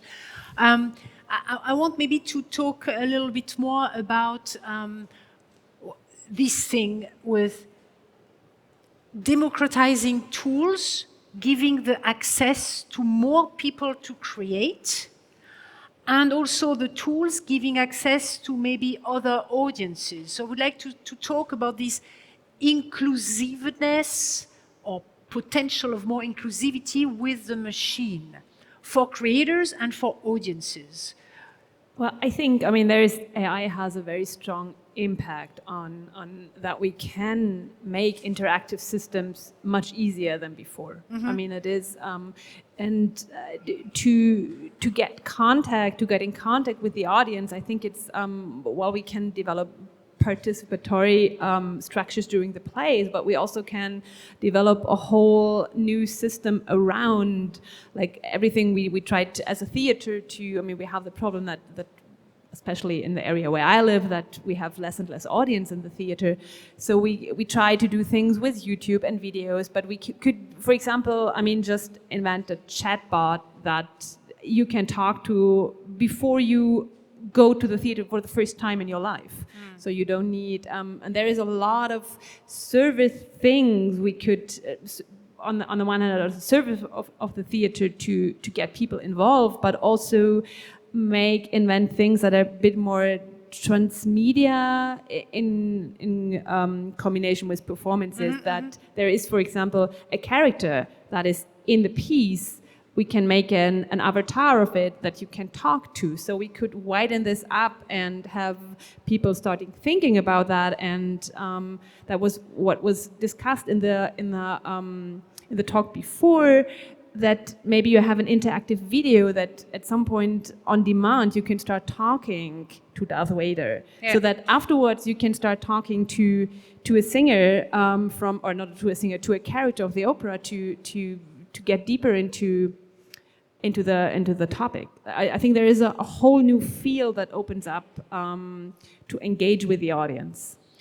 Pauline, I know that you have some remarks on this possible participatory and audience interaction, environments, and etc. Yeah, I have two remarks on it. On the one hand, I really like that you can, or to think about an experiment, and we could see it in the performance of that Norske Theater yesterday and in the presentation today, how you can actually include the dialogue in your performance, so it makes a less hierarchical relationship between audience and spectator and the performance itself, because we are all in one space having a dialogue, and that dialogue I think is very important to have. For that other reason, what I want to say, I guess, because we are actually, maybe it's a bit of a side path, but I was quite shocked to imagine what the guy from Google, DeepMind, I'm sorry, I don't know, I didn't remember his name, was saying about that we might in the future have this environment that is very much personalized. And then I think is that the world that I mean, of course you can imagine lots of nice possibilities, how you can work with that in your creation of art, but is that the world that we want? Where we are already, we see it in the socials, in echo chambers, only hearing what we want to hear. And then if this develops in that direction, we are in our very singular bubbles, only in the world that we appreciate. And what has that to do with our being collective beings, with the with how we experience the world?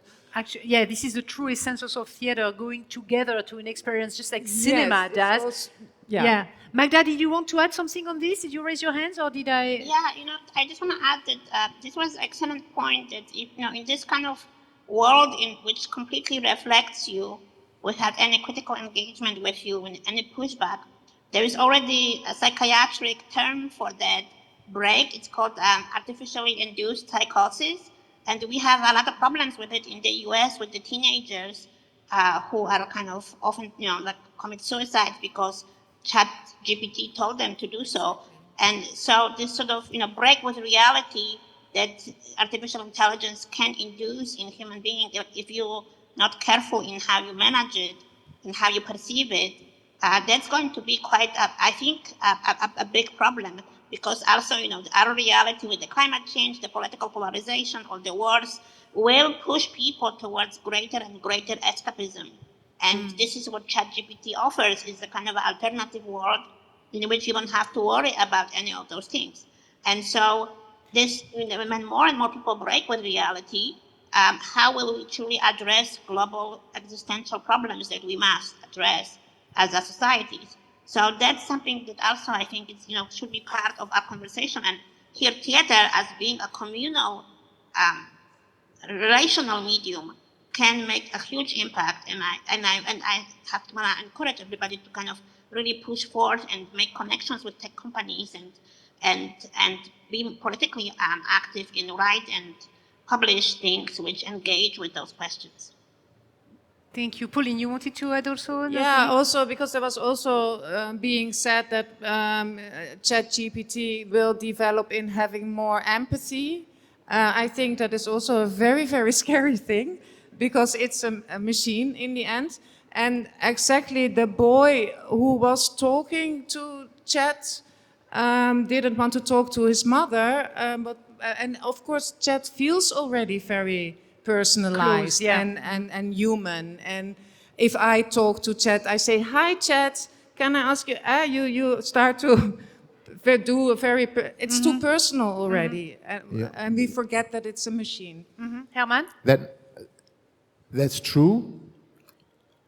But on the other hand, is it forbidden? Is it forbidden to have feelings for a machine? I will give you an example. I don't know if in Europe or in America, but I know in Japan there are a lot of homes for old people, and the rooms are served by robots. And this is the only person, I said person, the old woman or old man has at its daily contact. And he starts to give them, the machine, a name. And they start to have or develop a relationship. Of course it's a substitute, of course it's a machine, but it fills an emotional gap and it fills a lack of consciousness.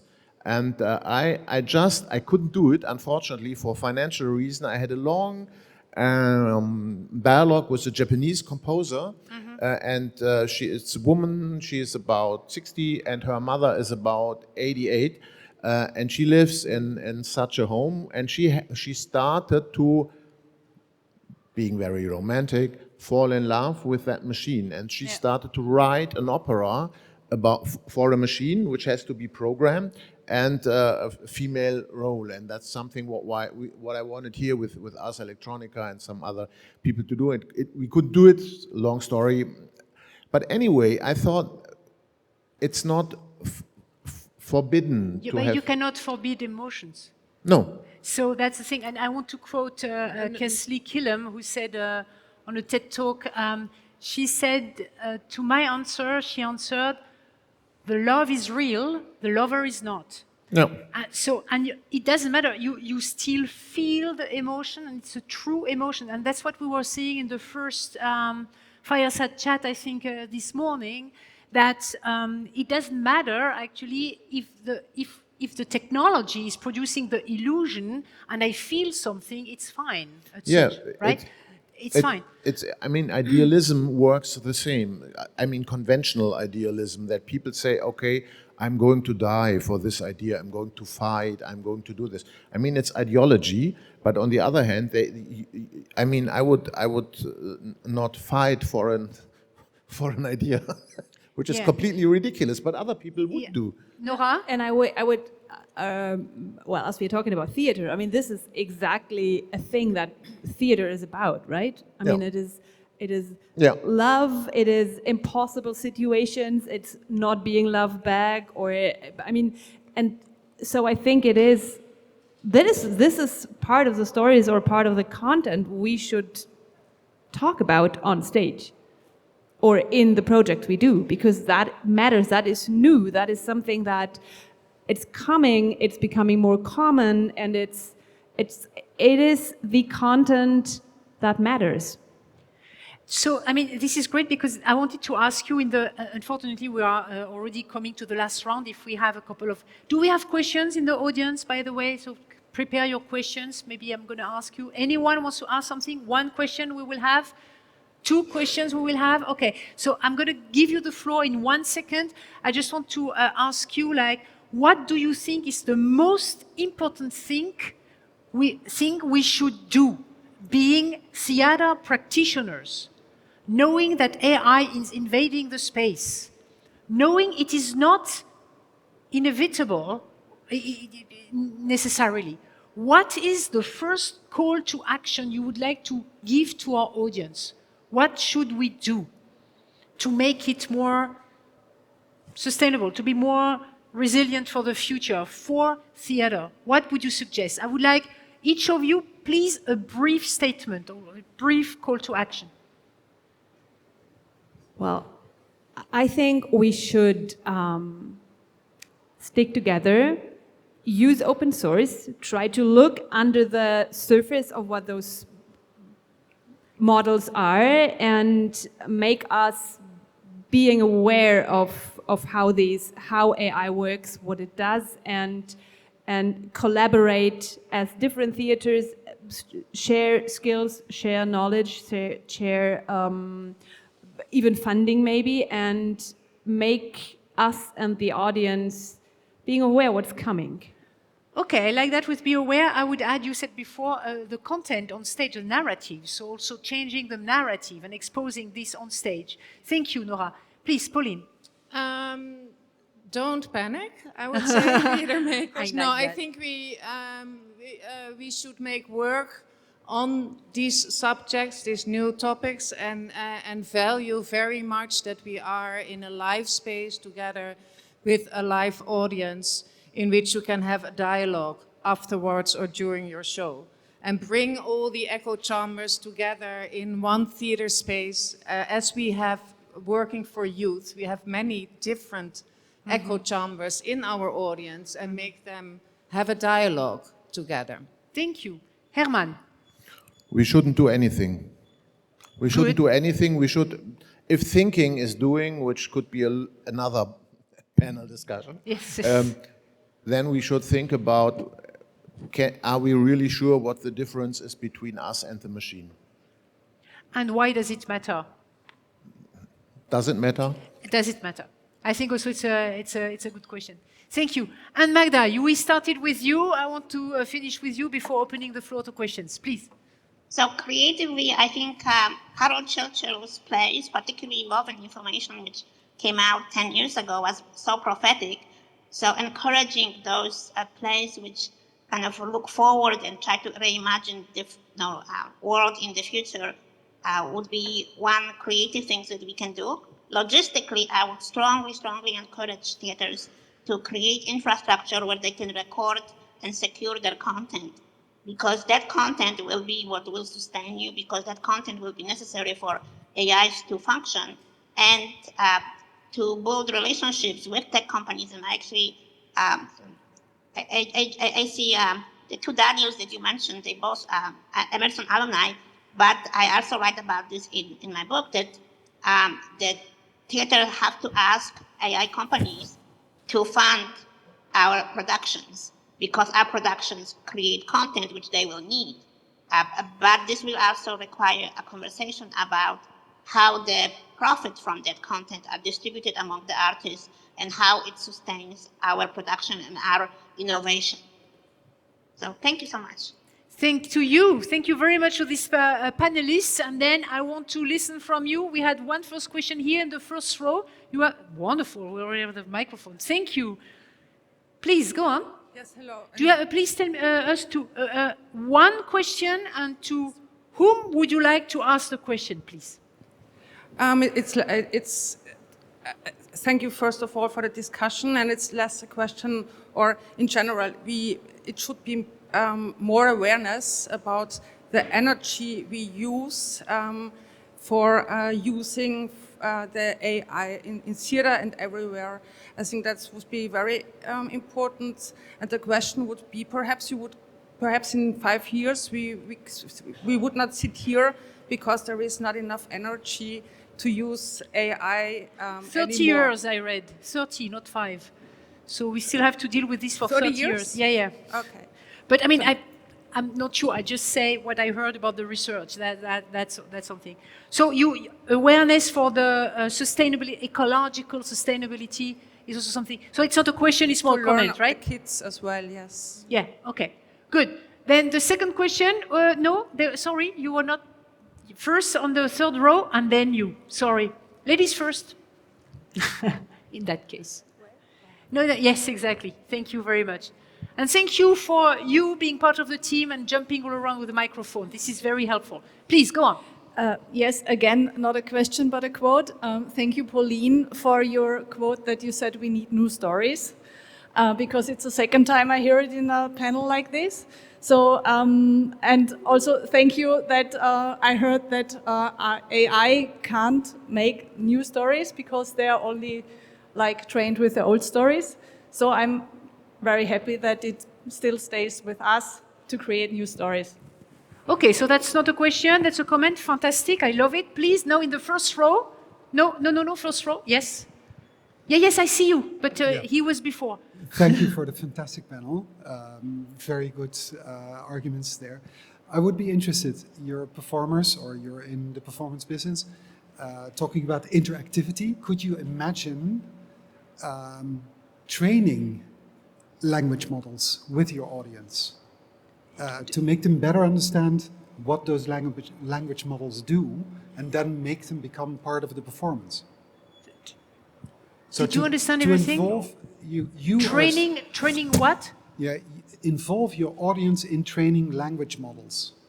So training what the parameters are to make those language models do what they do. For instance, so this is what you were saying with the awareness about the mechanisms, you mean? Yes, Like, how does it work? So, Yes. So I hear a lot about interactivity, so interactive with the audience. Yes. But can you become interactive before you make the language model do what it wants to do with the audience? So train the audience to work with the language model itself. Ah, okay. Train the audience to work with the language models. I think it's a very interesting remark, but actually I would pass it on to Anders because they have been making a language model in their own language model in their performance. And you didn't include the audience in that training. Would that be a possibility? Can you answer the question? Yes, I can. No, that's good. That's fine. Yeah, we involved actually the audience a lot during the development of our piece or our show. So we had every Friday something called Friday panels. We invited the analog experts with different backgrounds in different professionalities. And we also had students inside the Friday laboratorium or Friday panel. And we talked and asked and had a common dialogue with the machine. So the machine also could learn to answer better and get a better understanding of what kind of questions that was raised. So yeah, we actually did that. Yeah. Okay, cool. Yeah. So yes, your question is answered. We have a last question here in the third row. You have the microphone? No, but the microphone is coming. Don't rush too much. We don't want an accident. We had enough accidents here. So yes, yes, please. Thank you very much. I just want to say something to Pauline's point that she wants to have a dramaturgy of care. Well, I think Aristotle pointed out that any kind of drama lives on excitement, and excitement lives on kind of conflict. And the conflict is created by something which is evil. And that is a basic structure of all the history of theater and drama. And I don't see how we can get this conflict out of our theatrical performances. Then the tension will be lost, and excitement is what the audience wants to feel and what makes the audience feel. Yes, I can only say for now, please follow the project of the ETC Young Europe 5, in which we, with 10 authors, are going to research exactly this question. They are even going to write for the classroom, which normally you would say you need that conflict in there. I also think that conflict might not be totally out of this new kind of dramaturgy, but I don't have all the answers here now. It would also be to dive too deep into it, but I'm very much aware of what you are pointing out, and that is exactly what we want to develop further and research. But I think this is okay, we have a last question here, but I think it's a fair point to see this is why we're here also. We cannot exhaust everything. It's the beginning of a discussion, a reflection, and please also action. We need to do something about that, otherwise we are only spectators, audiences of like, oh, this is what's happening right now, and it's inevitable, the machine is coming, and what are you doing every day in your practices? That's what's really interesting. But please, the last question for this panel. Although, I think it's more a bit of a statement. Okay, make it short, please. The AI is going to stick around. It's not going to go away. Okay. And what happens with it depends on what people do with it. So my suggestion is embrace it. Use it as much as possible, because whatever we do with the AI is what happens in the world. And just ignoring it and saying, well, just a tool, we don't you don't care, I guess is the wrong approach. Okay, thank you very much. I would say, does anybody else have a clear statement on what we should do? Anyone else in the audience? Giving a piece of advice for colleagues and peers? Okay, good, then keep it for yourself. You have one? Okay, make it nice, because it is the last word, right? So you'd better be good now. No pressure. Yeah, I think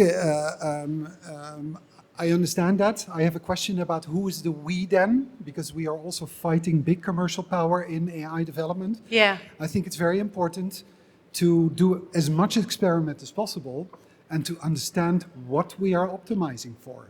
That's what I would What are we optimizing? Okay, very good. Then I would say I need to close this panel, but this was really great. I could have given going on for at least 2 hours. I have way more questions, but okay, next year. Thank you. Great. Magda, thank you very much. Okay, I'll let you go this way then, and then we're going to close the day with the epilogue, and I'm very excited about that one also, I must say. After this full conference day, I want to see what is the possibilities which are emerging for the future. So we're going to go further into the future, and I think we have the perfect last speaker for the day with Sarah Ellis, Director of Digital Development at the Royal Shakespeare Company. And we invited her for her to share a very visionary perspective on how technology can help deepen theater's emotional reach, possibly how artistic legacy and digital innovation can coexist. So I will call now, Sarah, where are you? Here you go. Where is your microphone? You don't have a microphone. Oh, do you prefer to have that kind of microphone? Yes? Okay. Okay. You don't prefer a headset? You prefer a headset? Okay, take a headset there, and in the meanwhile, I will talk to the audience. Don't worry. I love the audience. I'm going to talk to them. So, again, dear audience, are you sure you don't have any piece of advice on what you should do today, yourself? How are you transforming your theater practice with the impact of AI? Do you have any suggestion to share? It's a great moment to share. Please, we have only 1 minute because Sarah is coming with a microphone. No one? Really? Yes, please. And then you too. Do it without microphone. It's okay. Yeah,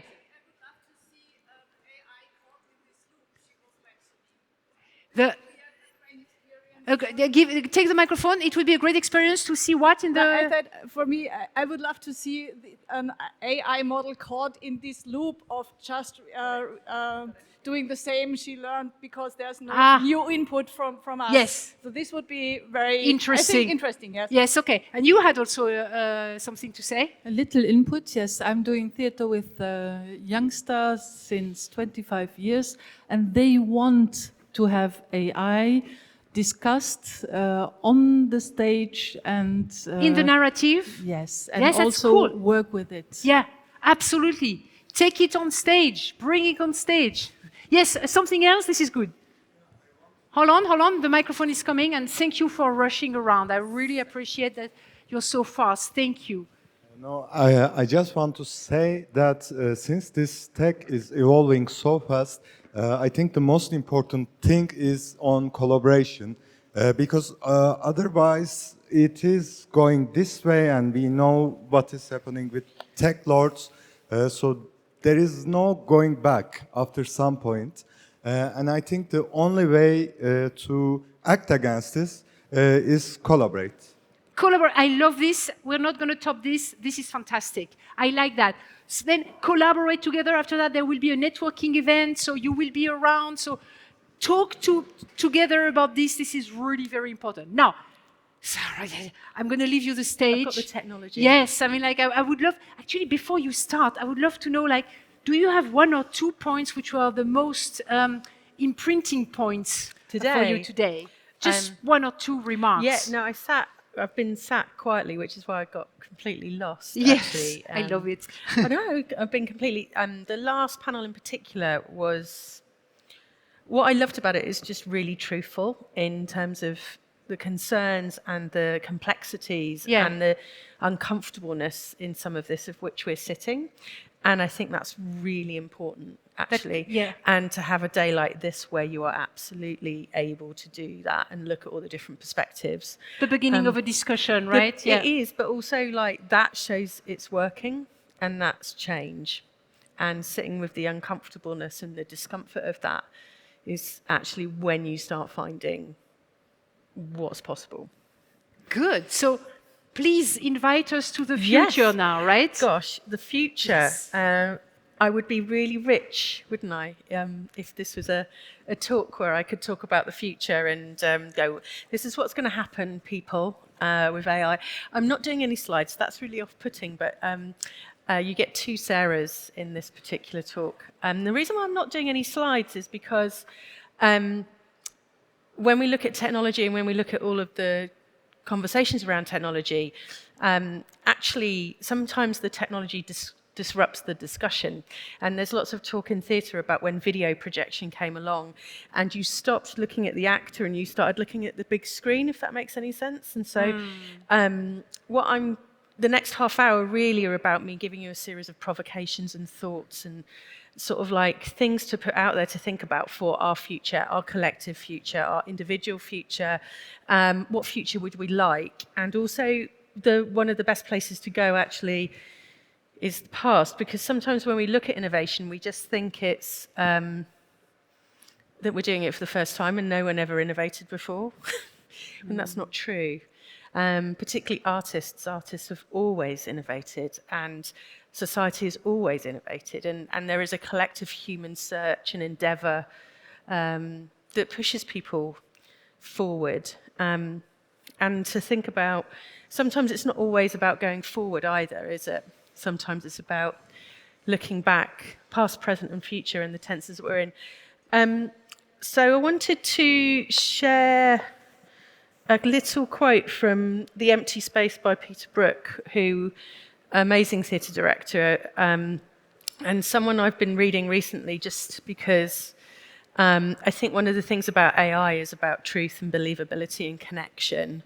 And I think that as we look at a mediated world, actually theatre is probably one of the can be the least mediated art form. And let's start there. Let's think about that.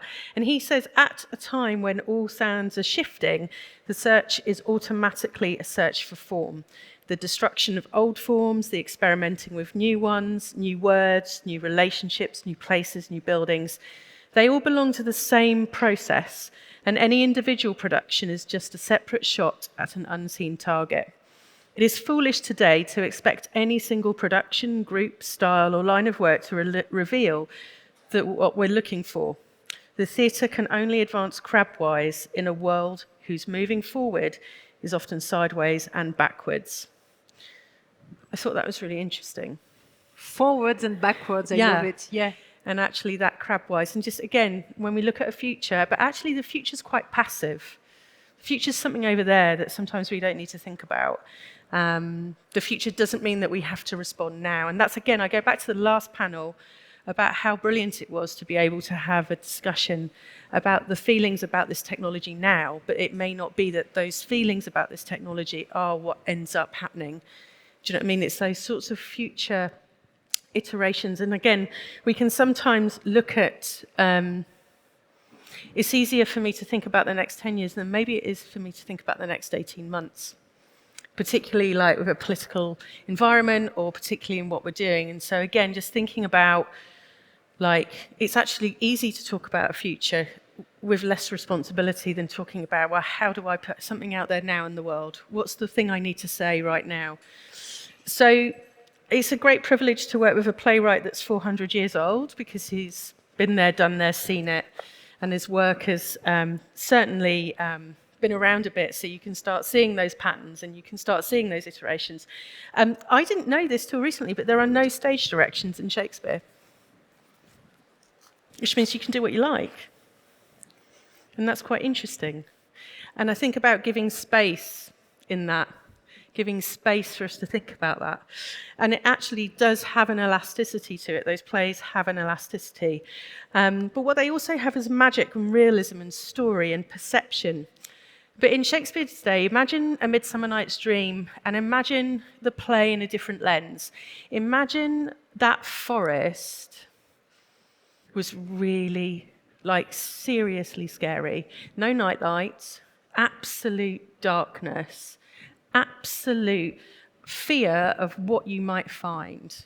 Now imagine the seasons in that play, and imagine if your crop failed. It wasn't like now where we have a lot of industrial food that is available to us season upon season. If that crop failed, that was it. Your village would suffer. It would be a real problem.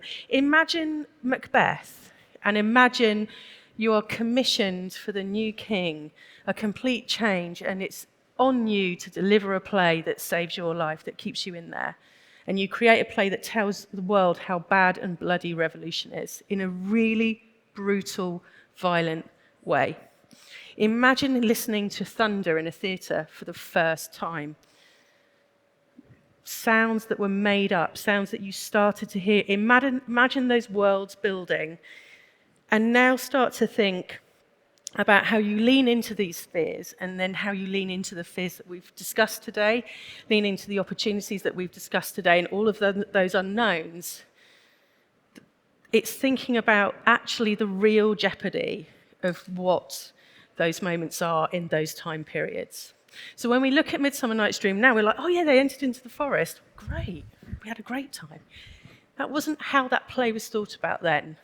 And the contemporary context is crucial, and context is everything. So when we think about the work we want to make, and we think about the stories we want to tell, actually believability and truth become so important in the context of where we are today.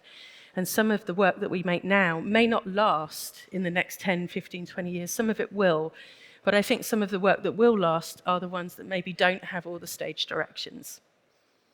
About how much space we give with these technologies for you to imagine, how much space we give for you to think and use your own collective imagination and fears and opportunities in the stories that we tell.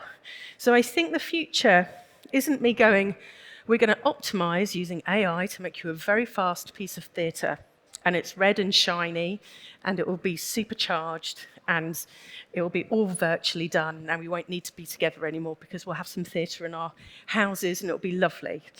I'm not going to talk about that. I did used to.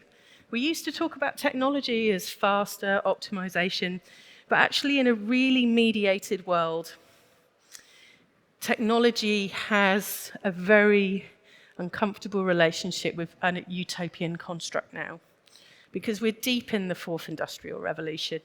We're not looking at the fourth industrial revolution as a forward-facing thing. We are deep in it, and we're definitely in that curve of messiness in how we talk about it. So the future will go up. How certain that future is not just based on technology. And if we look at it as a utopian construct, we will have missed a beat and missed those opportunities. Because actually, again, to look back, if you look at the previous industrial revolutions, what did we learn?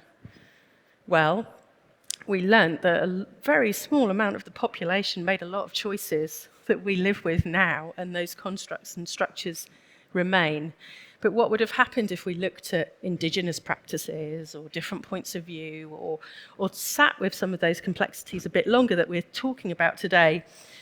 Will that have changed our futures, our present tenses, those people's futures, our present tenses? And what would we do with that? One of the pieces that I made recently and put out there was I commissioned a funeral for the internet. It felt really important in this moment to not only look at what we're gaining, but the loss and the grief of what we find right now, because our internet will never be the same. We're the one generation where many of us have lived without an internet and now live with it, and then a whole generation that have only lived with the internet and don't have the construct that we might have around, well, if you're my age anyway, of having lived without one.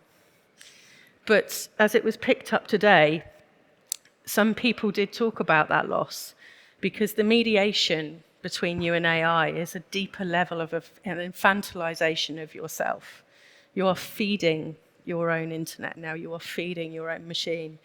And I think one of the hopeful futures that we had over the last few decades was actually the form of community, the look of collectivism.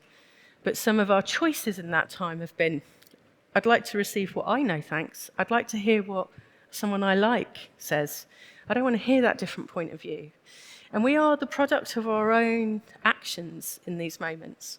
Whatever politics we are, we can sit with that uncomfortableness of actually, we wanted community. So a funeral for the internet felt really important, where we place a sense of loss, because that aspiration, that hopeful future will absolutely shift with AI.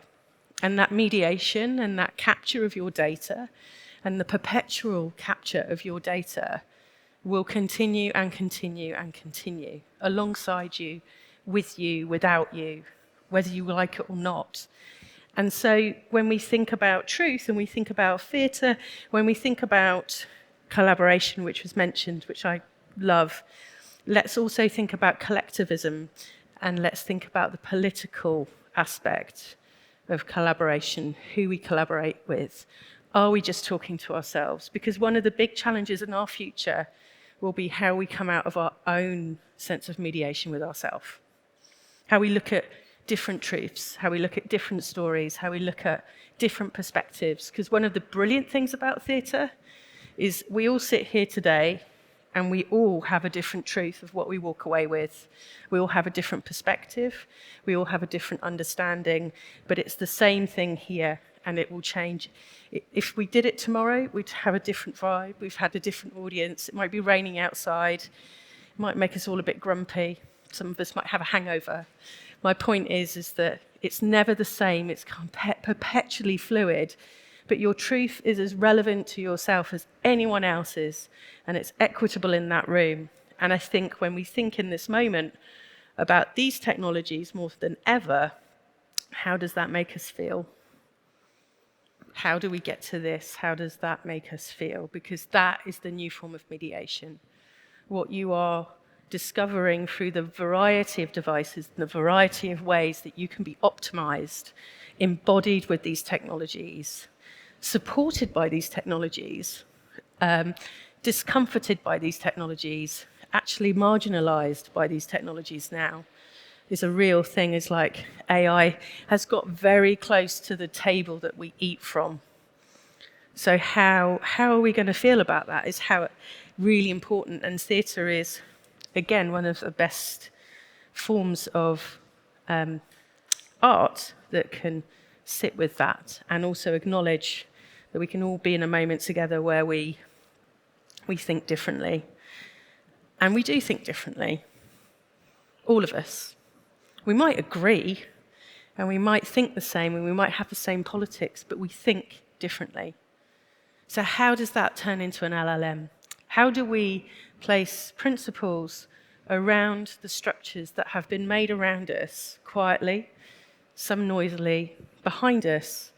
So when we get caught up in IP, when we get caught up in that and those binaries, actually that's, I believe, sometimes a trap. And how do we sit with the multiplicity of what's possible? But how could we not have to deal with those issues? It is easier to look at the next 10 years than it is to look at the next 10 days. And that is our reality, and that's where we're at now, is what feels like a 30-day project is actually a 40-year project that's happening now. And it's those bits we need to think about and how we sit with our past, our present, and our future. And again, working with a playwright that's 400 years old allows us to go, people were scared, people innovated, people worked with the tools that they had now. So what tools am I going to have in the future is one question, but what world am I going to be living in the next 10 years is also adjacent to that. So it's never out of context that we're talking about a technology without some level of social or political agency. And I think 10 years ago we were less aware of that because we've looked at this technology as opportunity, and now we're in a very sense of, we're in that dip, in that fourth industrial revolution where we are really scratching our heads. But how we come through that is on us. It's easy to go, oh, it's on someone else, and we'll let someone else, and this will help me, or my mortgage will get paid, or all of that. Actually, it's on us. And we've seen that very radically with climate change and those big issues that we see, like AI. And so that construct of people that have lived without the internet, with both and with only, we start seeing how important intergenerational work will be. And hopefully in 10 years' time, it won't be, we're telling a young person to do this. Actually, they've grown up with those skills way more erudite than I am. So let's look at that convergence and see what that hopeful future looks like when that person hasn't had the options. In a way, we're in a liminal space. We have had options, opt in, opt out. But these structures are forming now where it's not an opt in or opt out. It will be the world you live in the present tense. So when we look at the future, how do we inform those structures? And then how do we use theatre to imagine? Because I think actually what we're seeing is what we want is super live. What we want is to be here together, to sit together, to be together and be super live. And that engagement, I think, is pretty watertight. And a hopeful future, I think, is what do we want to say in that and how do we give space to that? So artists have always experimented, some brilliantly, some badly. We have great shows, we have really bad shows, and often we like to talk about the bad shows as much as we do the good shows. But Peter Brook did a performance of Midsummer Night's Dream, and there's no recording of it. And the mythology around that performance is glorious. It's the best performance ever of Dream. But I bet you if you watched it on a really dodgy 1960s VHS tape, you'd be looking at it going, oh my God, it wasn't that good. So what's the cultural storytelling that we have? Actually, we don't remember and go back, that was a really brilliant printing press, wasn't it? I don't see that. You go, the first folio by Shakespeare, we get his stories. You don't go, that's an amazing typewriter, or that's an amazing CD player. You have an element of that when it happens and when it comes out. But what I'm saying is cultural value is the thing that transcends. So why it's so important now to look at our stories, look at whose stories, look at how those stories evolve, because some will be ephemeral, some won't last, and they're here for now. They are the forest in Dream where you were scared and you had that effect of that story, but some of these stories are going to stick. And if they stick, it gives us a storytelling arc that allows us to think about what we've done and how we move forward. So in our future, our stories are going to be more important than ever in how we find people to come to those stories, and the distribution pathways for those stories will be more important than ever. And leaning into the uncomfortable and leaning into what's possible, it will be the disruption of those pathways, and it will be the way that we can go into those very mediated spaces that are echo chambers. And how do we disrupt our futures, and how we disrupt those systems is what artists are brilliant at. So in some ways we're hearing the panic, but are we actually in the calm? Are we actually inside the storm? And what does that feel like? We can be in the noise, and we can be in the fear, and we can be in the opportunity. But how do we get to the place where we're sitting in the calm, sitting in the space where it's quiet, being amongst it, but having the space to think about it? Because when we did Tempest with Tawny, and I'm so delighted she's here, it was an Intel engineer that gave us the idea. It wasn't a theatre practitioner. It is important to keep dialogue open. It's important to translate. And in that moment, an Intel engineer called Jack goes, did you know we have enough real-time processing power to render a digital character in real time? And we were like, do not know what you just said? Do not understand that? What does that mean? And he said it again, do you know we have enough real-time processing power to render a digital avatar in real time? We were all scratching our heads going, okay, Jack. And then someone went, oh, you mean puppetry? Oh, I get it. I get it. Those translation pieces are so crucial for our future. It's so important to sit in person together, alive to the translation, alive to the piece where you go, oh, that's really interesting, puppetry.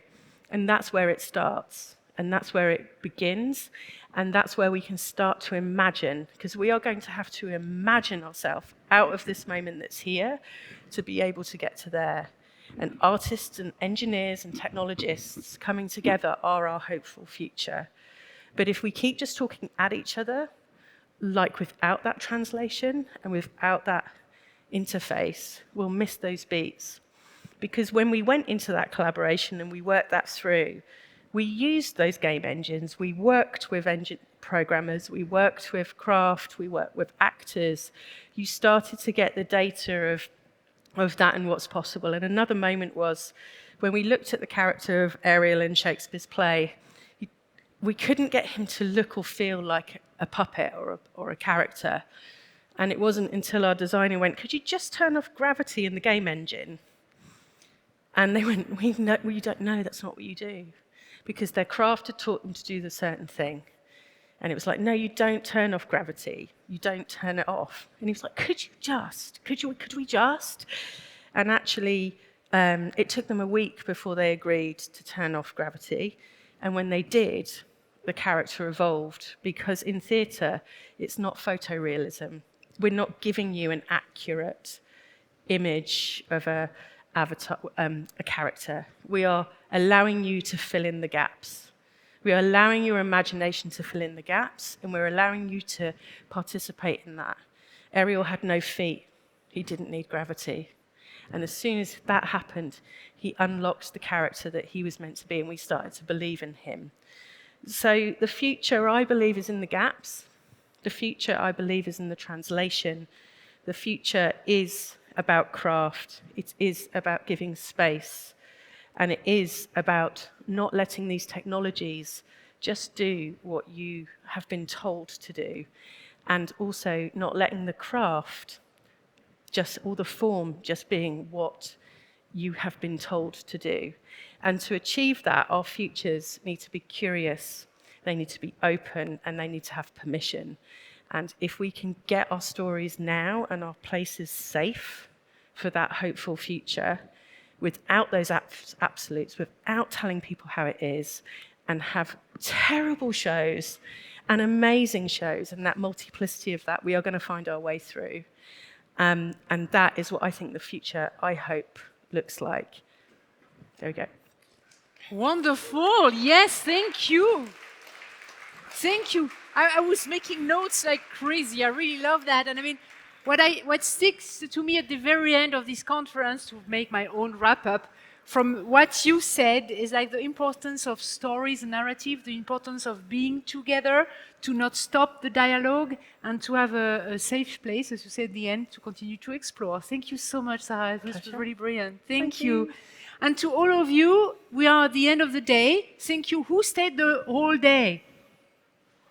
Oh, okay. Well, yeah, you are the veterans of this day. This is great. I mean, I hope you had this from prologue up to epilogue and the 3 acts that you could enjoy this exploration of theater and AI, and that you are going back home with this question in yourself. What I'm going to do today to be responsible about what's coming next. Thank you very much. Enjoy your day and enjoy the next networking events. Continue the dialogue, please. Thank you. Bye-bye.